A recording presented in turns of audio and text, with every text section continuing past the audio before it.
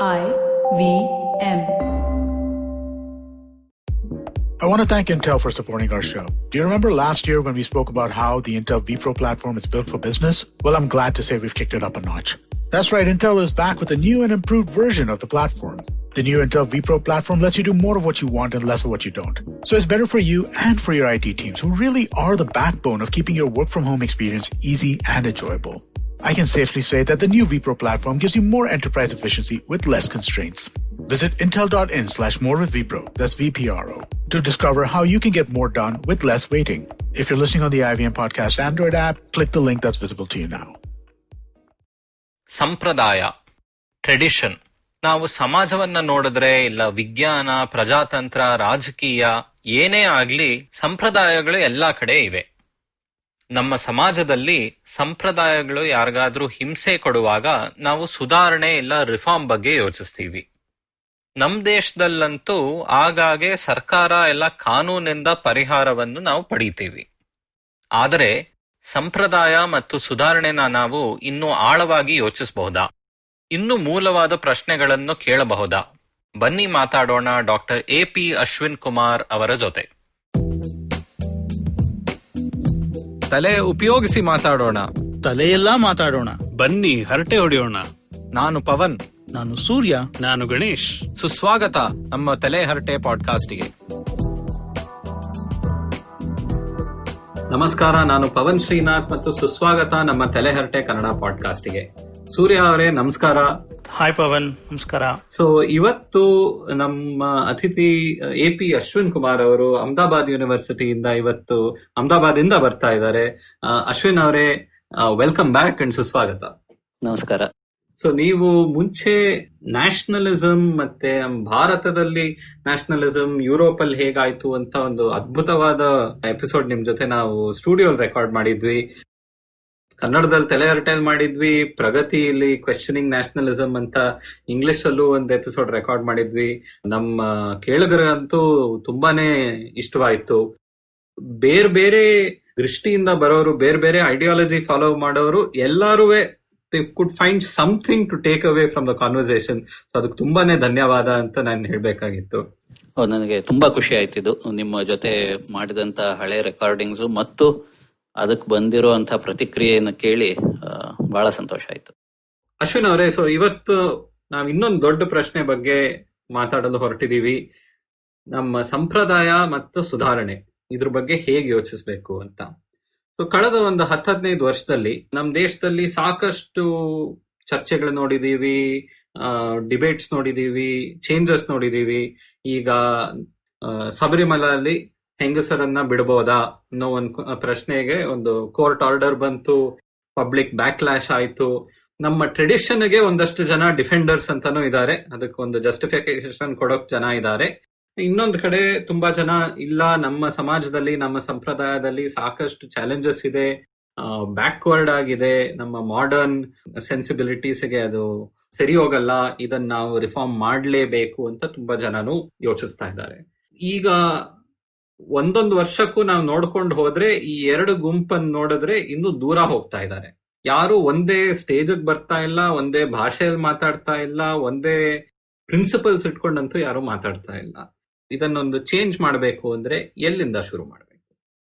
ಬಹುಶಃ ಸಂಪ್ರದಾಯಗಳ ಬಗ್ಗೆ ಎರಡು ರೀತಿಯ ಪ್ರತಿಕ್ರಿಯೆಗಳನ್ನು ನಾವು ಗಮನಿಸಬೇಕು, ಅಥವಾ ಎರಡು ರೀತಿ ಸಂಪ್ರದಾಯದ ಕುರಿತು ಮಾತನಾಡೋದನ್ನು ಗಮನಿಸಬೇಕು. ಒಂದು, ಸಂಪ್ರದಾಯವನ್ನ ಯಾಕೆ ಕಾಪಾಡಬೇಕು ಅನ್ನುವ ರೀತಿಯ ಪ್ರಶ್ನೆ. ಇನ್ನೊಂದು, ಸಂಪ್ರದಾಯಗಳನ್ನ ಹೇಗೆ ಅರ್ಥೈಸಬೇಕು ಅನ್ನುವ ಪ್ರಶ್ನೆ. ನಮ್ಮಲ್ಲಿ ಉಂಟಾಗಿರುವಂತಹ ಸಮಸ್ಯೆ ಏನು ಅಂದ್ರೆ, ಸಂಪ್ರದಾಯಗಳನ್ನ ಯಾಕೆ ಕಾಪಾಡಬೇಕು ಅನ್ನುವ ಪ್ರಶ್ನೆಗೂ ಸಂಪ್ರದಾಯಗಳನ್ನ ಹೇಗೆ ಅರ್ಥೈಸಬೇಕು ಅನ್ನುವ ಪ್ರಶ್ನೆಗೂ ಒಂದು ಸಂಬಂಧ ಇರಬೇಕಲ್ಲ, ಆ ಸಂಬಂಧ ಕಳಚಿ ಹೋಗ್ಬಿಟ್ಟಿದೆ. ನಾವು ಯಾವಾಗಲೂ ಒಂದು ಪರಿಪ್ರೇಕ್ಷ್ಯದಿಂದ, ಒಂದು ದೃಷ್ಟಿಕೋನದಿಂದ ಸಂಪ್ರದಾಯವನ್ನ ಯಾಕೆ ಕಾಪಾಡಬೇಕು ಅಥವಾ ಸಂಪ್ರದಾಯವನ್ನು ಯಾಕೆ ವಿರೋಧಿಸಬೇಕು ಅಂತ ಮಾತಾಡ್ತೀವಿಯೇ ಹೊರತು, ಸಂಪ್ರದಾಯವನ್ನ ಸರಿಯಾಗಿ ಅರ್ಥೈಸುವ ಕ್ರಮ ಯಾವುದು, ಯಾವ ರೀತಿಯಲ್ಲಿ ಸಂಪ್ರದಾಯವನ್ನು ನೋಡಿದರೆ ಅದು ಸಂಪ್ರದಾಯವನ್ನು ಪಾಲಿಸುವವರಿಗೂ ಮತ್ತು ಪಾಲಿಸದೇ ಇರುವವರಿಗೂ ಒಂದು ರೀತಿಯ ಒಂದು ಸಮಾನವಾದ ನೆಲೆಯನ್ನು ಕಲ್ಪಿಸಿಕೊಡುತ್ತೆ. ಇಂಥ ಪ್ರಶ್ನೆಗಳಿಗೆ ನಾವು ಕೈ ಹಾಕ್ತಾನೆ ಇಲ್ಲ. ಅಂದ್ರೆ ಒಟ್ಟಾರೆಯಾಗಿ ಹೇಳಬೇಕು ಅಂದ್ರೆ, ನೀವೇ ಈಗಷ್ಟೇ ಹೇಳಿದ ಹಾಗೆ ಈ ಸಮಸ್ಯೆಯನ್ನ ನಾವು ಆಯ್ಕೆಗಳ ಮಟ್ಟದಲ್ಲಿ ನಿರ್ಧರಿಸೋದಕ್ಕಾಗೋದಿಲ್ಲ. ಈ ಸಂಪ್ರದಾಯ ಇರಬೇಕೋ, ಈ ಸಂಪ್ರದಾಯ ಇರಬಾರ್ದು, ಇದು ಒಳ್ಳೇದೋ, ಇದು ಕೆಟ್ಟದೋ, ಇಷ್ಟೇ ಮಟ್ಟದಲ್ಲಿ ನಾವು ವಾದ ಮಾಡ್ತಿದ್ರೆ ಇವಾಗ ಇರುವಂತಹ ವಾದಗಳೇನಿದೆ, ಎರಡು ಭಿನ್ನ ಭಿನ್ನ ಧ್ರುವಗಳಾಗಿ ಹಂಚಿ ಹೋಗ್ತಾ ಇರುವಂತಹ ವಾದಗಳು, ಅವು ಮುಂದುವರಿತಾನೆ ಇರುತ್ತವೆ. ಇಬ್ಬರನ್ನು ಒಟ್ಟಿಗೆ ತರಬೇಕು ಅಂತಾದ್ರೆ ಸಂಪ್ರದಾಯವನ್ನು ಅರ್ಥೈಸುವ ಕ್ರಮ ಹೇಗೆ ಅನ್ನೋದ್ರ ಬಗ್ಗೆ ನಾವು ಸ್ವಲ್ಪ ಗಮನ ಹರಿಸ್ಬೇಕು. ನನ್ನ ಮೊದಲ ಹೆಜ್ಜೆ ಈ ದಿಕ್ಕಿನಲ್ಲಿ ಅಂದ್ರೆ ಈ ಪ್ರಶ್ನೆಯನ್ನ ನಾವು ಈ ದಿಕ್ಕಿನಲ್ಲಿ ತಗೊಂಡು ಹೋಗ್ಬೇಕು ಅನ್ನುವಂಥದ್ದು. ಸೊ ಇದ್ರ ಜೊತೆ ನಮ್ಮ ಸಂಪ್ರದಾಯದಲ್ಲಿ ತೊಂದರೆಗಳಿರಬಹುದು, ಈ ಸಂಪ್ರದಾಯದಿಂದ ಒಂದಷ್ಟು ಜನಕ್ಕೆ ಹಿಂಸೆ ಆಗಬಹುದು, ಕಷ್ಟಗಳಾಗಬಹುದು. ಸೊ ಅದಕ್ಕೋಸ್ಕರ ಇದರಲ್ಲಿ ಸ್ವಲ್ಪ ನಾವು ಸುಧಾರಣೆ ತರಬೇಕು ಅನ್ನೋ ಒಂದು ರೆಕಗ್ನಿಷನ್ನು ಬರಬೇಕಲ್ವಾ? ಅದ್ರ ಬಗ್ಗೆನೂ ಜನ ಚರ್ಚೆ ಮಾಡಬೇಕು. ನೀವು ಎರಡು ಪ್ರಶ್ನೆ ಕೇಳಿದ್ರಲ್ಲ, ಅದ್ರ ಜೊತೆಗೆ ಇದನ್ನು ಒಟ್ಟಿಗೆ ಯೋಚಿಸ್ಬೇಕಾ? ಹೌದು. ಅಂದ್ರೆ ಇವಾಗ ಏನಾಗಿದೆ, ನಮಗೆ ಸಂಪ್ರದಾಯ ಒಂದು ರೀತಿಯಲ್ಲಿ, ನಾವು ಹಳೆಯ ಒಂದು ಜೋಕ್ ನೆನಪಾಗುತ್ತೆ, ನಿಮಗೆ ಮೂಗಿದೆ ಅಂತ ನೆನಪಾಗೋದು ಯಾವಾಗ ಅಂದ್ರೆ ನೆಗಡಿ ಆದಾಗ ಅಂತ ಹೇಳೋರಲ್ಲ, ಹಾಗೆ ಸಂಪ್ರದಾಯ ಅನ್ನೋದು ನಿಮಗೆ ನೆನಪಾಗೋದು ಯಾವಾಗ ಅಂದ್ರೆ ಅದರಲ್ಲಿ ಏನೋ ಸಮಸ್ಯೆ ಉಂಟಾದಾಗ ಅನ್ನೋ ರೀತಿಯಲ್ಲಿ ಆಗಿದೆ. ಒಂದು ರೀತಿಯಲ್ಲಿ ಅದು ನಿಜವೂ ಹೌದು. ನಿತ್ಯ ಜೀವನದಲ್ಲಿ ನಾವು ಪಾಲಿಸುವ ಸಂಪ್ರದಾಯಗಳನ್ನ, ನಾನು ಸಂಪ್ರದಾಯವನ್ನ ಪಾಲಿಸುತ್ತಿದ್ದೇನೆ ಅನ್ಕೊಂಡು ಯಾರು ಪಾಲಿಸಲ್ಲ. ಅದು ಒಂದು ರೀತಿ ಸಹಜವಾಗಿ ಸರಳವಾಗಿ ನಡ್ಕೊಂಡು ಹೋಗ್ತಾ ಇರುತ್ತೆ. ಸಂಪ್ರದಾಯ ಅನ್ನುವ ವಿಚಾರವೇ ಸಮಸ್ಯೆಗೆ ಬರುವಂಥದ್ದು ಅದರಲ್ಲಿ ಇರುವ ಯಾವುದೋ ಒಂದು ವ್ಯವಸ್ಥೆಯೋ, ಒಂದು ರೂಢಿಯೋ, ಒಂದು ಆಚಾರವೋ ಇನ್ಯಾರಿಗೋ ಸಮಸ್ಯೆಯನ್ನ ತಂದೊಡ್ಡದಾಗ್ಲೆ. ಆದ್ರೆ ಸಮಸ್ಯೆ ಏನಾಗುತ್ತೆ ಅಂದ್ರೆ, ನಿಮಗೆ ಸಮಸ್ಯೆಯನ್ನ ತಂದೊಡ್ಡುತ್ತಿದೆ ಅನ್ನುವ ದೃಷ್ಟಿಕೋನದಿಂದಲೇ ಆ ಸಂಪ್ರದಾಯವನ್ನು ನೋಡ್ತೀವಿ ಅಂತ ಹೊರಟು ಬಿಟ್ರೆ ಆ ಸಂಪ್ರದಾಯದ ಬೇರೆಲ್ಲ ಆಯಾಮಗಳು ಕಾಣಿಸ್ದೇನೂ ಹೋಗ್ಬಹುದು. ಹಾಗಾಗಿ ಎರಡನ್ನೂ ಒಟ್ಟಿಗೆ ತಗೊಂಡು ಹೋಗೋದು ಹೇಗೆ ಅನ್ನೋದು ನಮ್ಮ ಮುಂದಿರುವಂತಹ ಪ್ರಶ್ನೆ. ಒಂದು ಸಣ್ಣ ವಿಚಾರವನ್ನು ಇಲ್ಲೇ ಹೇಳ್ಬಿಡ್ಬೇಕು. ಪಾಶ್ಚಿಮಾತ್ಯ ಸಂಸ್ಕೃತಿಗಳಲ್ಲಿ ನಾವು ಕನ್ಸರ್ವೇಟಿವ್ ಫಿಲಾಸಫಿಯ ಕೆಲವು ತತ್ವಶಾಸ್ತ್ರಜ್ಞರು ಏನ್ ಹೇಳ್ತಾರೆ ಅಂದ್ರೆ, ಸಂಪ್ರದಾಯಗಳನ್ನು ಯಾಕೆ ಕಾಪಾಡಬೇಕು ಅಂತ ಕೇಳಿದ್ರೆ, ಸಾಮಾನ್ಯವಾಗಿ ಸಮಾಜದಲ್ಲಿ ಯಾವುದೋ ಒಂದು ರೂಢಿಯೋ ಆಚಾರವೋ ಇರುತ್ತೆ. ಈ ರೂಢಿ ಅಥವಾ ಆಚಾರದ ಪರಿಣಾಮಗಳು, ಒಳ್ಳೆಯ ಪರಿಣಾಮಗಳು ಅಥವಾ ಕೆಟ್ಟ ಪರಿಣಾಮಗಳು ಯಾವುದೇ ಇರಲಿ, ಈ ಪರಿಣಾಮಗಳು ಎಲ್ಲವೂ ನಮಗೆ ತಿಳಿದಿರೋದಿಲ್ಲ. ಅದರಲ್ಲಿ ಯಾವುದೋ ಕೆಲವು ಪರಿಣಾಮಗಳು ಮಾತ್ರ ನಮಗೆ ತಿಳಿದಿರುತ್ತೆ. ಅಂದ್ರೆ there are unknown and unintended consequences to our actions ಅಂತ. ಹಾಗಿರುವಾಗ ಒಂದು ಸಂಪ್ರದಾಯದ ಸಂಪೂರ್ಣವಾದ ಫಲಿತ ಅಥವಾ ಸಂಪೂರ್ಣವಾದ ಪರಿಣಾಮಗಳು ನಮಗೆ ತಿಳಿದೇ ಇರೋದ್ರಿಂದ ಅದನ್ನ ನೇರವಾಗಿ ಬದಲಾಯಿಸಕ್ ಹೋಗೋದು ಅಷ್ಟು ಸಾಧುವಾದ ಕೆಲಸ ಅಲ್ಲ ಅನ್ನೋದು ಒಂದು ವಾದ. ಇನ್ನೊಂದು ವಿಚಾರ ಏನು ಅಂದ್ರೆ, ಕೇವಲ ಸಂಪ್ರದಾಯಗಳ ಪರಿಣಾಮಗಳಷ್ಟೇ ಅಲ್ಲ, ಸಂಪ್ರದಾಯದ ಮೂಲಗಳು ಅಷ್ಟೇ ಸಾಮಾನ್ಯವಾಗಿ ನಮಗೆ ತಿಳಿಯೋದಿಲ್ಲ.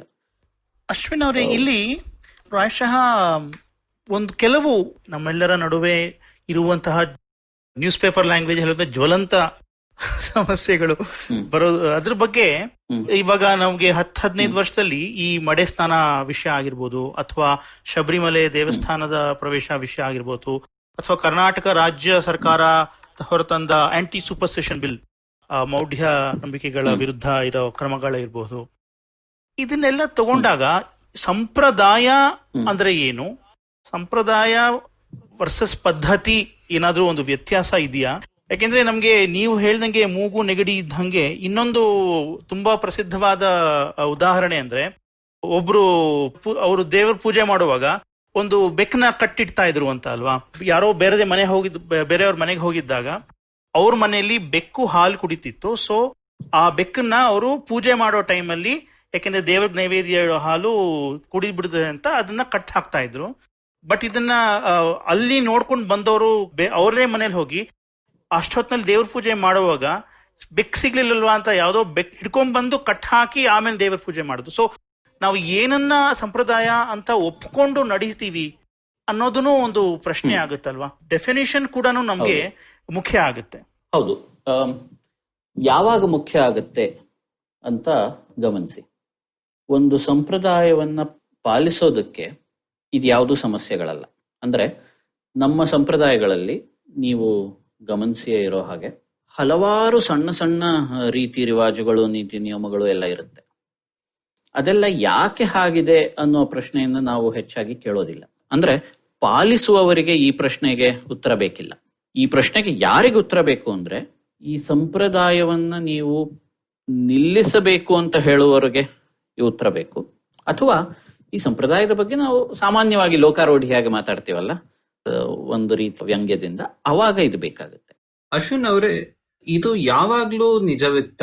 ನೀವ್ ಹೇಳ್ತಾ ಇದ್ದೀರಲ್ಲ, ಯಾರಿಗೆ ಸಂಪ್ರದಾಯದಲ್ಲಿ ತೊಂದರೆ ಇದೆಯೋ ಇಲ್ಲ ಇಷ್ಟ ಇಲ್ವೋ ಅವ್ರು ಈ ಪ್ರಶ್ನೆ ಕೇಳಿ ಏನಕ್ಕೆ ಈ ಸಂಪ್ರದಾಯವನ್ನ ಜನ ಪಾಲಿಸುತ್ತಾರೆ, ಏನಕ್ಕೆ ಫಾಲೋ ಮಾಡ್ತಾರೆ ಅಂತ.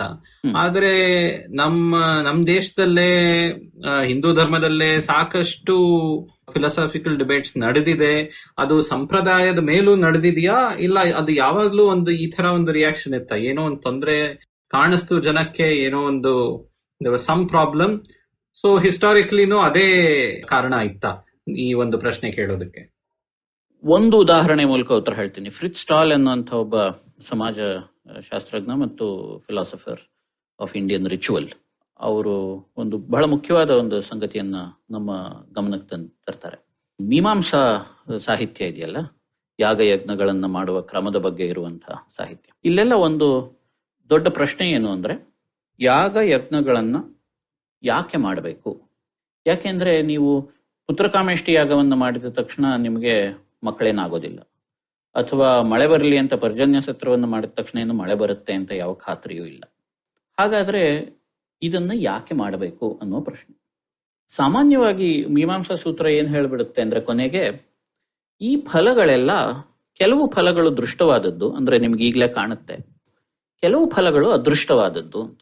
ಅಂದ್ರೆ ಇದು ಆಮೇಲೆ ಯಾವಾಗ್ಲೂ ಗೊತ್ತಾಗುತ್ತೆ ನಿಮ್ಗೆ, ಅಥವಾ ಇದು ಆಗಿದ್ರು ನಿಮಗ್ ಗೊತ್ತಾಗಿರೋದಿಲ್ಲ ಅಂತ.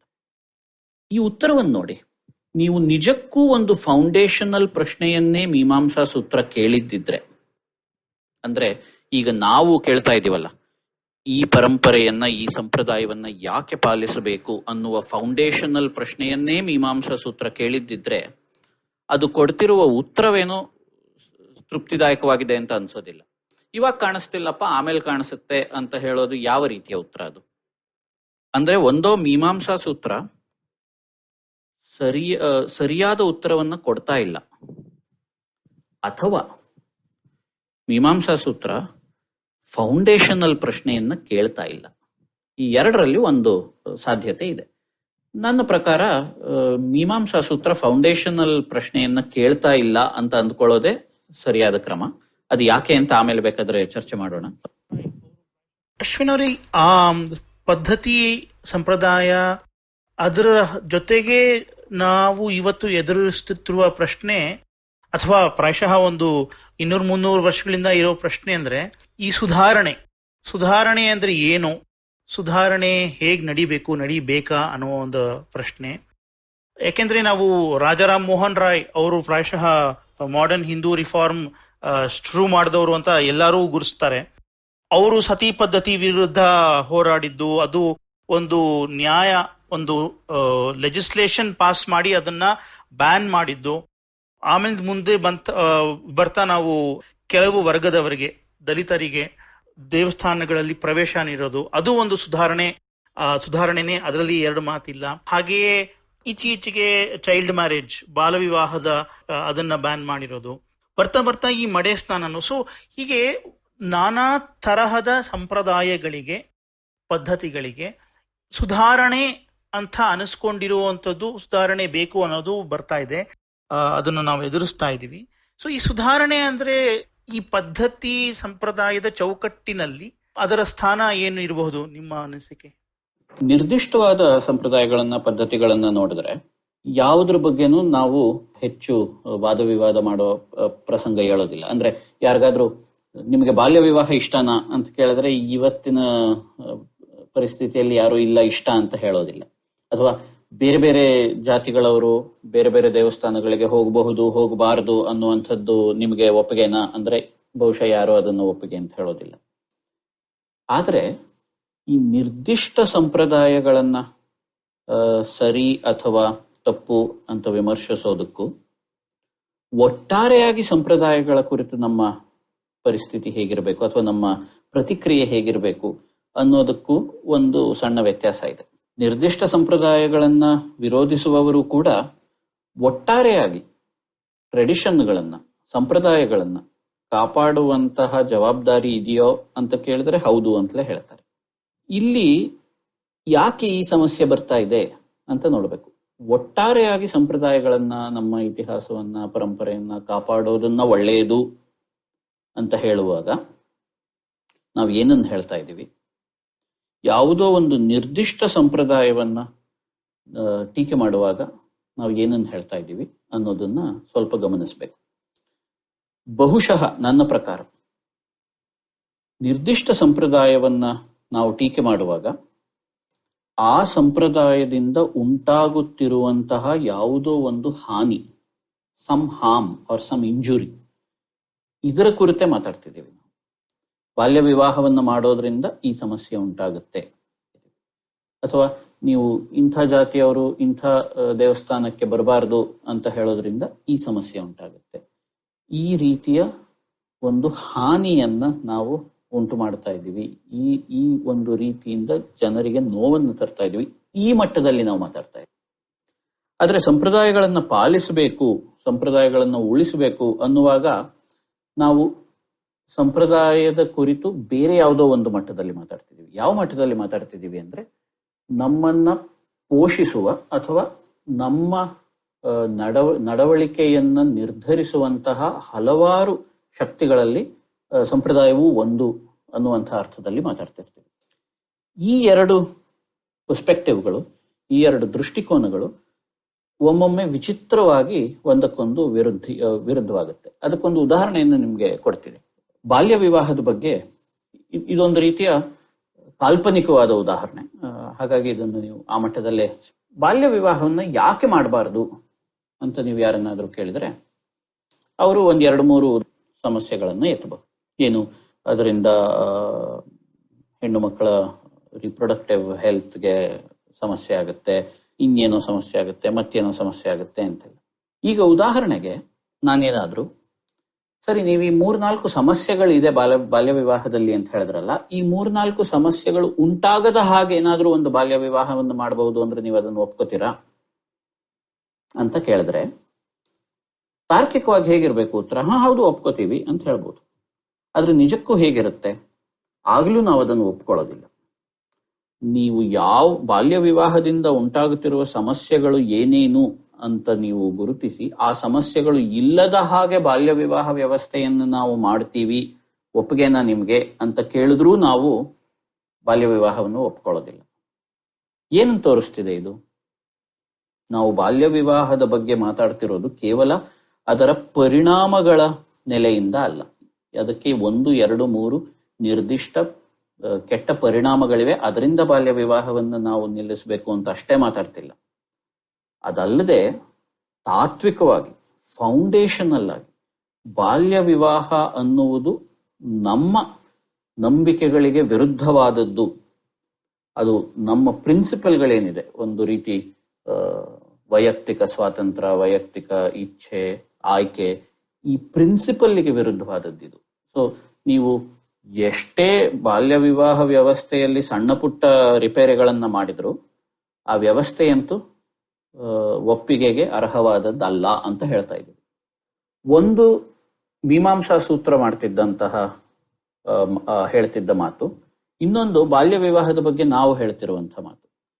ಈ ಇರ್ರಾಷನಲ್ ಪ್ರಾಕ್ಟೀಸ್ ಅಂತ ಸಂಪ್ರದಾಯವನ್ನ ನೋಡೋದಿದೆಯಲ್ಲ, ಇದೇ ಹಲವಾರು ಸಮಸ್ಯೆಗಳಿಗೆ ನಮ್ಮ ಇವತ್ತಿನ ಸಂಪ್ರದಾಯವಾದಿಗಳು ಮತ್ತು ಸಂಪ್ರದಾಯವನ್ನ ಬದಲಾಯಿಸಬೇಕು ಅಂತ ಇರುವ ಪ್ರಗತಿಪರರು ಇವರ ನಡುವೆ ಇರುವಂತಹ ಹಲವಾರು ಘರ್ಷಣೆಗಳಿಗೆ ಕಾರಣ ಇದು.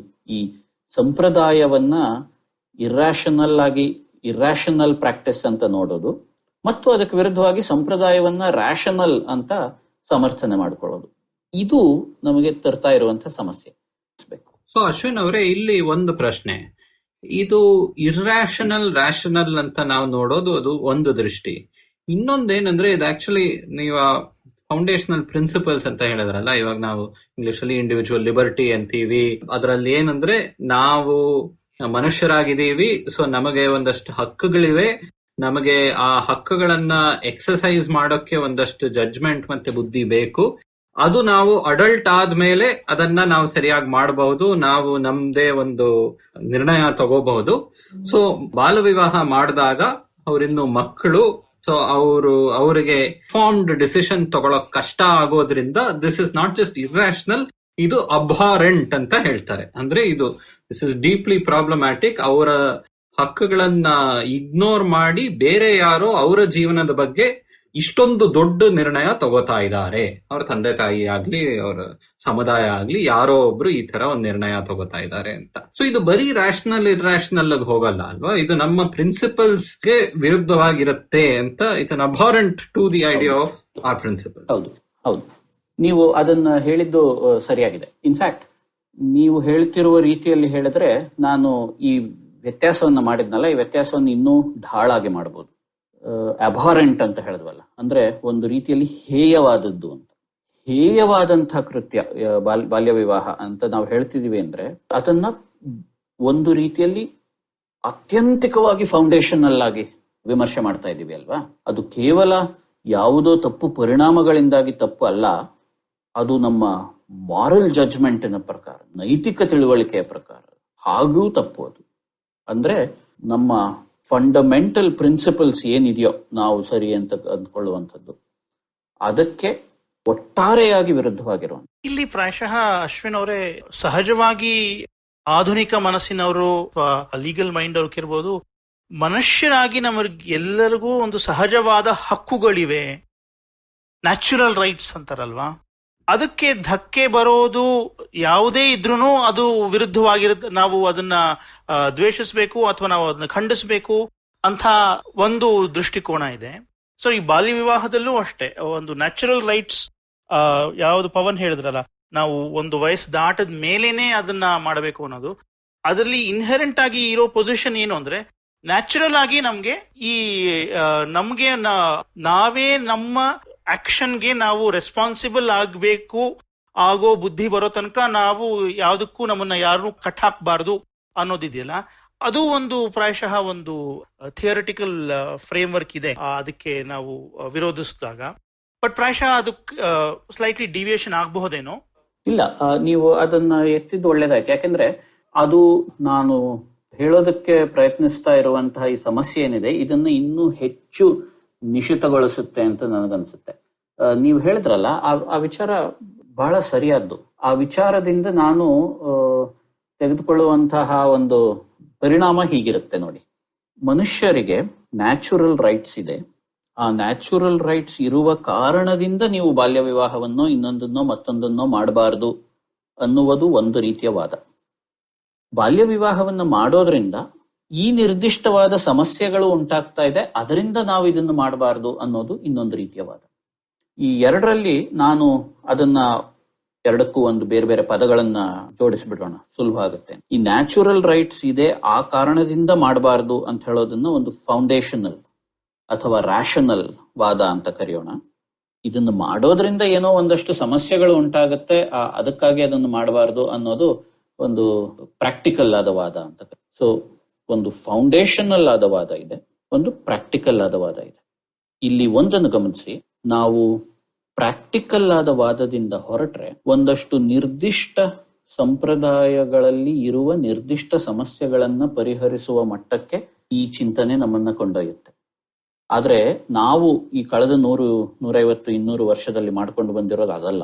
ನಾವು ಕಳೆದ 100-250 ವರ್ಷದಲ್ಲಿ ಮಾಡ್ಕೊಂಡು ಬಂದಿರೋದು ಇಡೀ ಸಮಾಜದ ಕುರಿತು ಫೌಂಡೇಶನಲ್ ಆದಂತಹ ವಿಮರ್ಶೆ. ಸರ್ಕಾರಗಳಿಗೆ ಇಷ್ಟು ಸಮಾಜವನ್ನ ಒಂದು ರೀತಿಯಲ್ಲಿ ಸುಧಾರಣೆ ಮಾಡುವಂತ ಅಥವಾ ಸಮಾಜ ಸುಧಾರಕರಿಗೆ ಸಮಾಜವನ್ನ ಕಂಡ್ರೆ, ನಮ್ಮ ಸಮಾಜದಲ್ಲಿರುವ ಸಮಸ್ಯೆಗಳನ್ನ ಕಂಡ್ರೆ ಬರುವಂತಹ ಸಿಟ್ಟು, ಸೆಡವು, ಕೋಪ ಮತ್ತು ಅದರ ಕುರಿತು ನಡೆಯುವಂತಹ ವಿಮರ್ಶೆ, ಇದೆಲ್ಲದಕ್ಕೂ ಬುನಾದಿಯಲ್ಲಿ ಇರೋದು ಈ ಫೌಂಡೇಶನಲ್ ಕ್ರಿಟಿಸಿಸಮ್ ಆಫ್ ಸೊಸೈಟಿ ಅಥವಾ ಫೌಂಡೇಶನಲ್ ಕ್ರಿಟಿಸಿಸಮ್ ಆಫ್ ಟ್ರೆಡ್. ನನ್ನ ಒಟ್ಟು ವಿಚಾರವನ್ನ ನಾವೇನಾದ್ರೂ ಒಂದು ಸಾಲಲ್ಲಿ ಹೇಳಿ ನೀವು ಅಂತ ಹೇಳಿದ್ರೆ, ಅದು ನೀವು ಹೇಳಿದ್ರಲ್ಲ ಈ ದಿಕ್ಕಿನಲ್ಲಿ ಇರುವಂತದ್ದು. ಏನಂದ್ರೆ, ಸಂಪ್ರದಾಯಗಳ ಕುರಿತು ಫೌಂಡೇಶನಲ್ ಕ್ರಿಟಿಸಿಸಮ್ ಅನ್ನ ತೆಗೆದು ಹಾಕೋದು ಹೇಗೆ?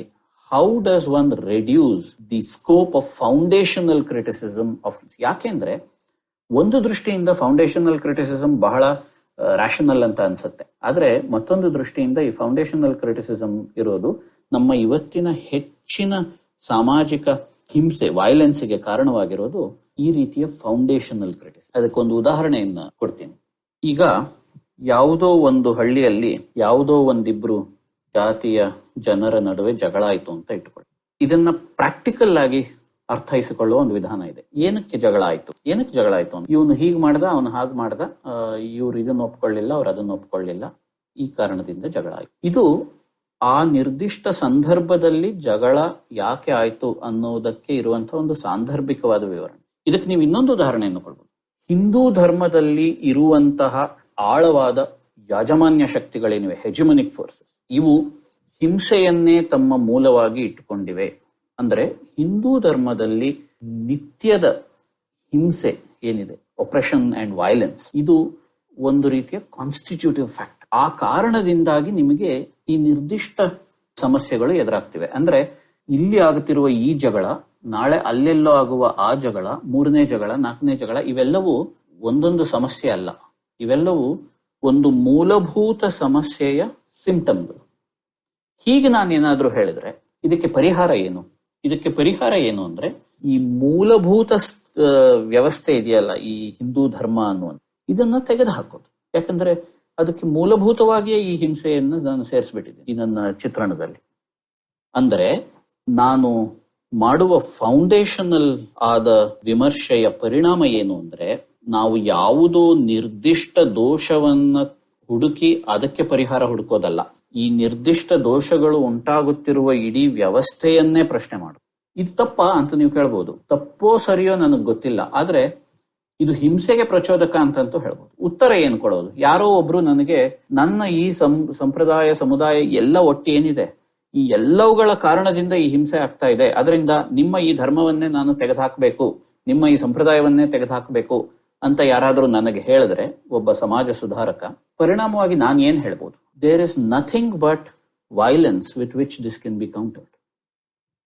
ಯಾಕೆ ಅಂದ್ರೆ ಇದು ನನ್ನ ಅಳವಿಗೆ ಸಿಗುವಂತಹ ಮಾತಲ್ವೇ ಅಲ್ಲ, ಅಥವಾ ನನ್ನ ಅಳವಿಗೆ ಸಿಕ್ಕರೂ ನಿಮ್ಮ ಮಾತಿನ, ಅಂದ್ರೆ ಈ ವಿಮರ್ಶಾತ್ಮಕ ಮಾತಿನ ತಥ್ಯ ಏನು ಅಂದ್ರೆ, ನನ್ನ ವ್ಯವಸ್ಥೆಯನ್ನ ಬುಡಮೇಲು ಮಾಡೋದು.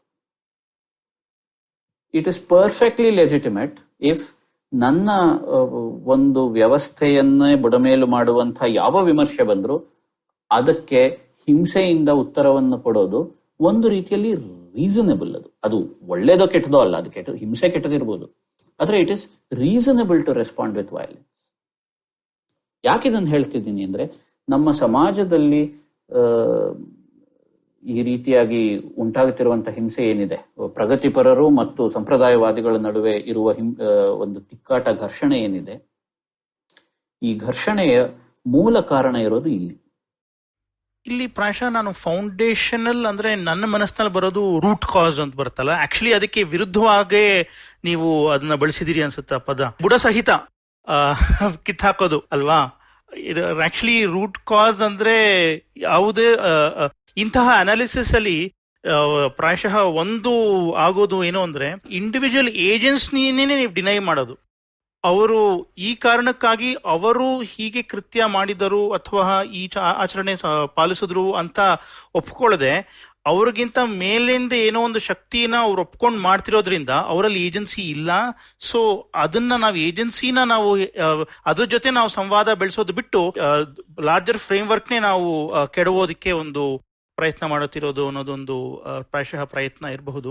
ಬಟ್ ಇಲ್ಲಿ ನಾವು ಸಂಪ್ರದಾಯ ಸುಧಾರಣೆ ಅಂತ ನಾವು ಈ ಹರಟೆ ಇಟ್ಕೊಂಡಿರೋದ್ರಿಂದ ನಾವಿಲ್ಲಿ ಪ್ರಾಯಶಃ ಹೇಳಲೇಬೇಕಾಗಿರೋದು, ಈ ಸಂಪ್ರದಾಯ, ಪದ್ಧತಿ, ಆಚರಣೆ ಇವು ನಿಂತ ನೀರಲ್ಲ, ಹರ್ಕೊಂಡು ಹೋಗ್ತಾ ಇದೆ.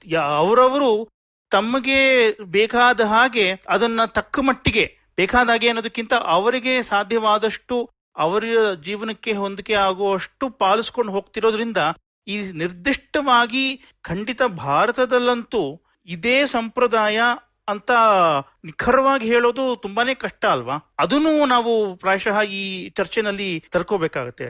ಹೌದು, ಅಂದ್ರೆ ಇಲ್ಲಿ ಇನ್ನೊಂದು ಅದೇ ವಿಚಾರದ ಮುಂದುವರಿಕೆ ಭಾಗವಾಗಿ ಇದಕ್ಕೊಂದು ಪ್ರತಿಕ್ರಿಯೆಯನ್ನ ಹೇಳಬೇಕು. ಈ ಸಮಾಜ ಸುಧಾರಣೆ ಮತ್ತು ಈ ಫೌಂಡೇಶನಲ್ ವಿಮರ್ಶೆ ಅಂತ ಹೇಳದ್ನಲ್ಲ, ಈ ದೃಷ್ಟಿಕೋನದ ಒಂದು ಪರಿಣಾಮ ಏನು ಅಂದ್ರೆ, ನಾವು ಸಂಪ್ರದಾಯ ಪರಂಪರೆ ಅಂತ ಹೇಳಿದಾಗೆಲ್ಲ ಯಾವುದೋ ನಿರ್ದಿಷ್ಟ ರೂಢಿ ಆಚಾರಗಳ ಬಗ್ಗೆ ಮಾತಾಡ್ತೇವೆ ಹೊರತು ಸಂಪ್ರದಾಯವನ್ನ ಒಂದು ಫಾರ್ಮ್ ಆಫ್ ಲೈಫ್ ಅಂತ ತಿಳ್ಕೊಳ್ಳೋದೇ ಇಲ್ಲ. ನಿಮಗೊಂದು ಬೇರೆ ರೀತಿಯ ಉದಾಹರಣೆಯನ್ನ ಕೊಟ್ಟು ಇದ್ರ ಬಗ್ಗೆ ಮಾತಾಡ್ತೀನಿ. ವಿಜ್ಞಾನವನ್ನ ತಗೊಳ್ಳಿ. ವಿಜ್ಞಾನವನ್ನ ಒಂದು ಸಂಪ್ರದಾಯ ಅಂತ ಅರ್ಥ ಮಾಡ್ಕೊಳ್ಬಹುದು. ಇನ್ಫ್ಯಾಕ್ಟ್ ಇತ್ತೀಚೆಗೆ ಬಂದಿರುವಂತಹ ಹೆಚ್ಚಿನ ಫಿಲಾಸಫಿ ಆಫ್ ಸೈನ್ಸ್ ನಲ್ಲಿ ರಿಸರ್ಚ್ ಟ್ರೆಡಿಷನ್ ಅನ್ನುವ ಒಂದು ಮಾತನ್ನೇ ಹೆಚ್ಚಾಗಿ ಬಳಸ್ತಾರೆ. ಲ್ಯಾರಿ ಲಾರ್ಡನ್ ಅನ್ನುವಂಥ ಇವರೆಲ್ಲ ತುಂಬಾ ಜನ ಈ ರೀತಿಯಾಗಿ ಮಾತಾಡಿ ರಿಸರ್ಚ್ ಟ್ರೆಡಿಷನ್ ಅಂತ ನಾವು ವಿಜ್ಞಾನವನ್ನು ಕರೆದಾಗ ಏನ್ ಹೇಳ್ತಾ ಇದ್ದೀವಿ ಅಂದ್ರೆ, ಇಲ್ಲಿ ಥಿಯರಿಗಳಿವೆ, ಎಕ್ಸ್ಪೆರಿಮೆಂಟ್ಗಳಿವೆ, ಇವೆಲ್ಲ ಇದೆ. ಆದ್ರೆ ಇದೇ ಮುಖ್ಯ ಅಲ್ಲ.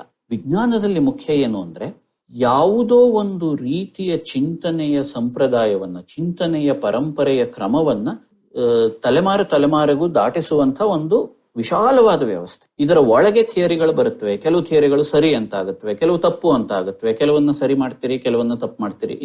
ಈ ರೀತಿ ಹಲವಾರು ಕೊಡುಕೊಳೆಗಳು ಅದ್ರ ಒಳಗೆ ನಡೆಯುತ್ತೆ. ಆದ್ರೆ ಅದನ್ನೇ ವಿಜ್ಞಾನ ಅಂತ ಅನ್ಕೊಳ್ಬಾರ್ದು.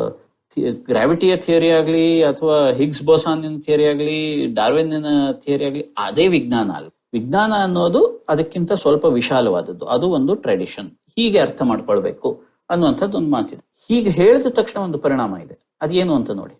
ವಿಜ್ಞಾನವನ್ನ ಒಂದು ಪರಂಪರೆ ಅಂತ ನೋಡುವಾಗ ಆ ನಿರ್ದಿಷ್ಟ ಥಿಯರಿಗಳಲ್ಲಿ ಇರುವ ದೋಷಗಳನ್ನೇ ನಾವು ವಿಜ್ಞಾನದ ವಿಮರ್ಶೆ ಅಂತ ನೋಡೋದಿಲ್ಲ.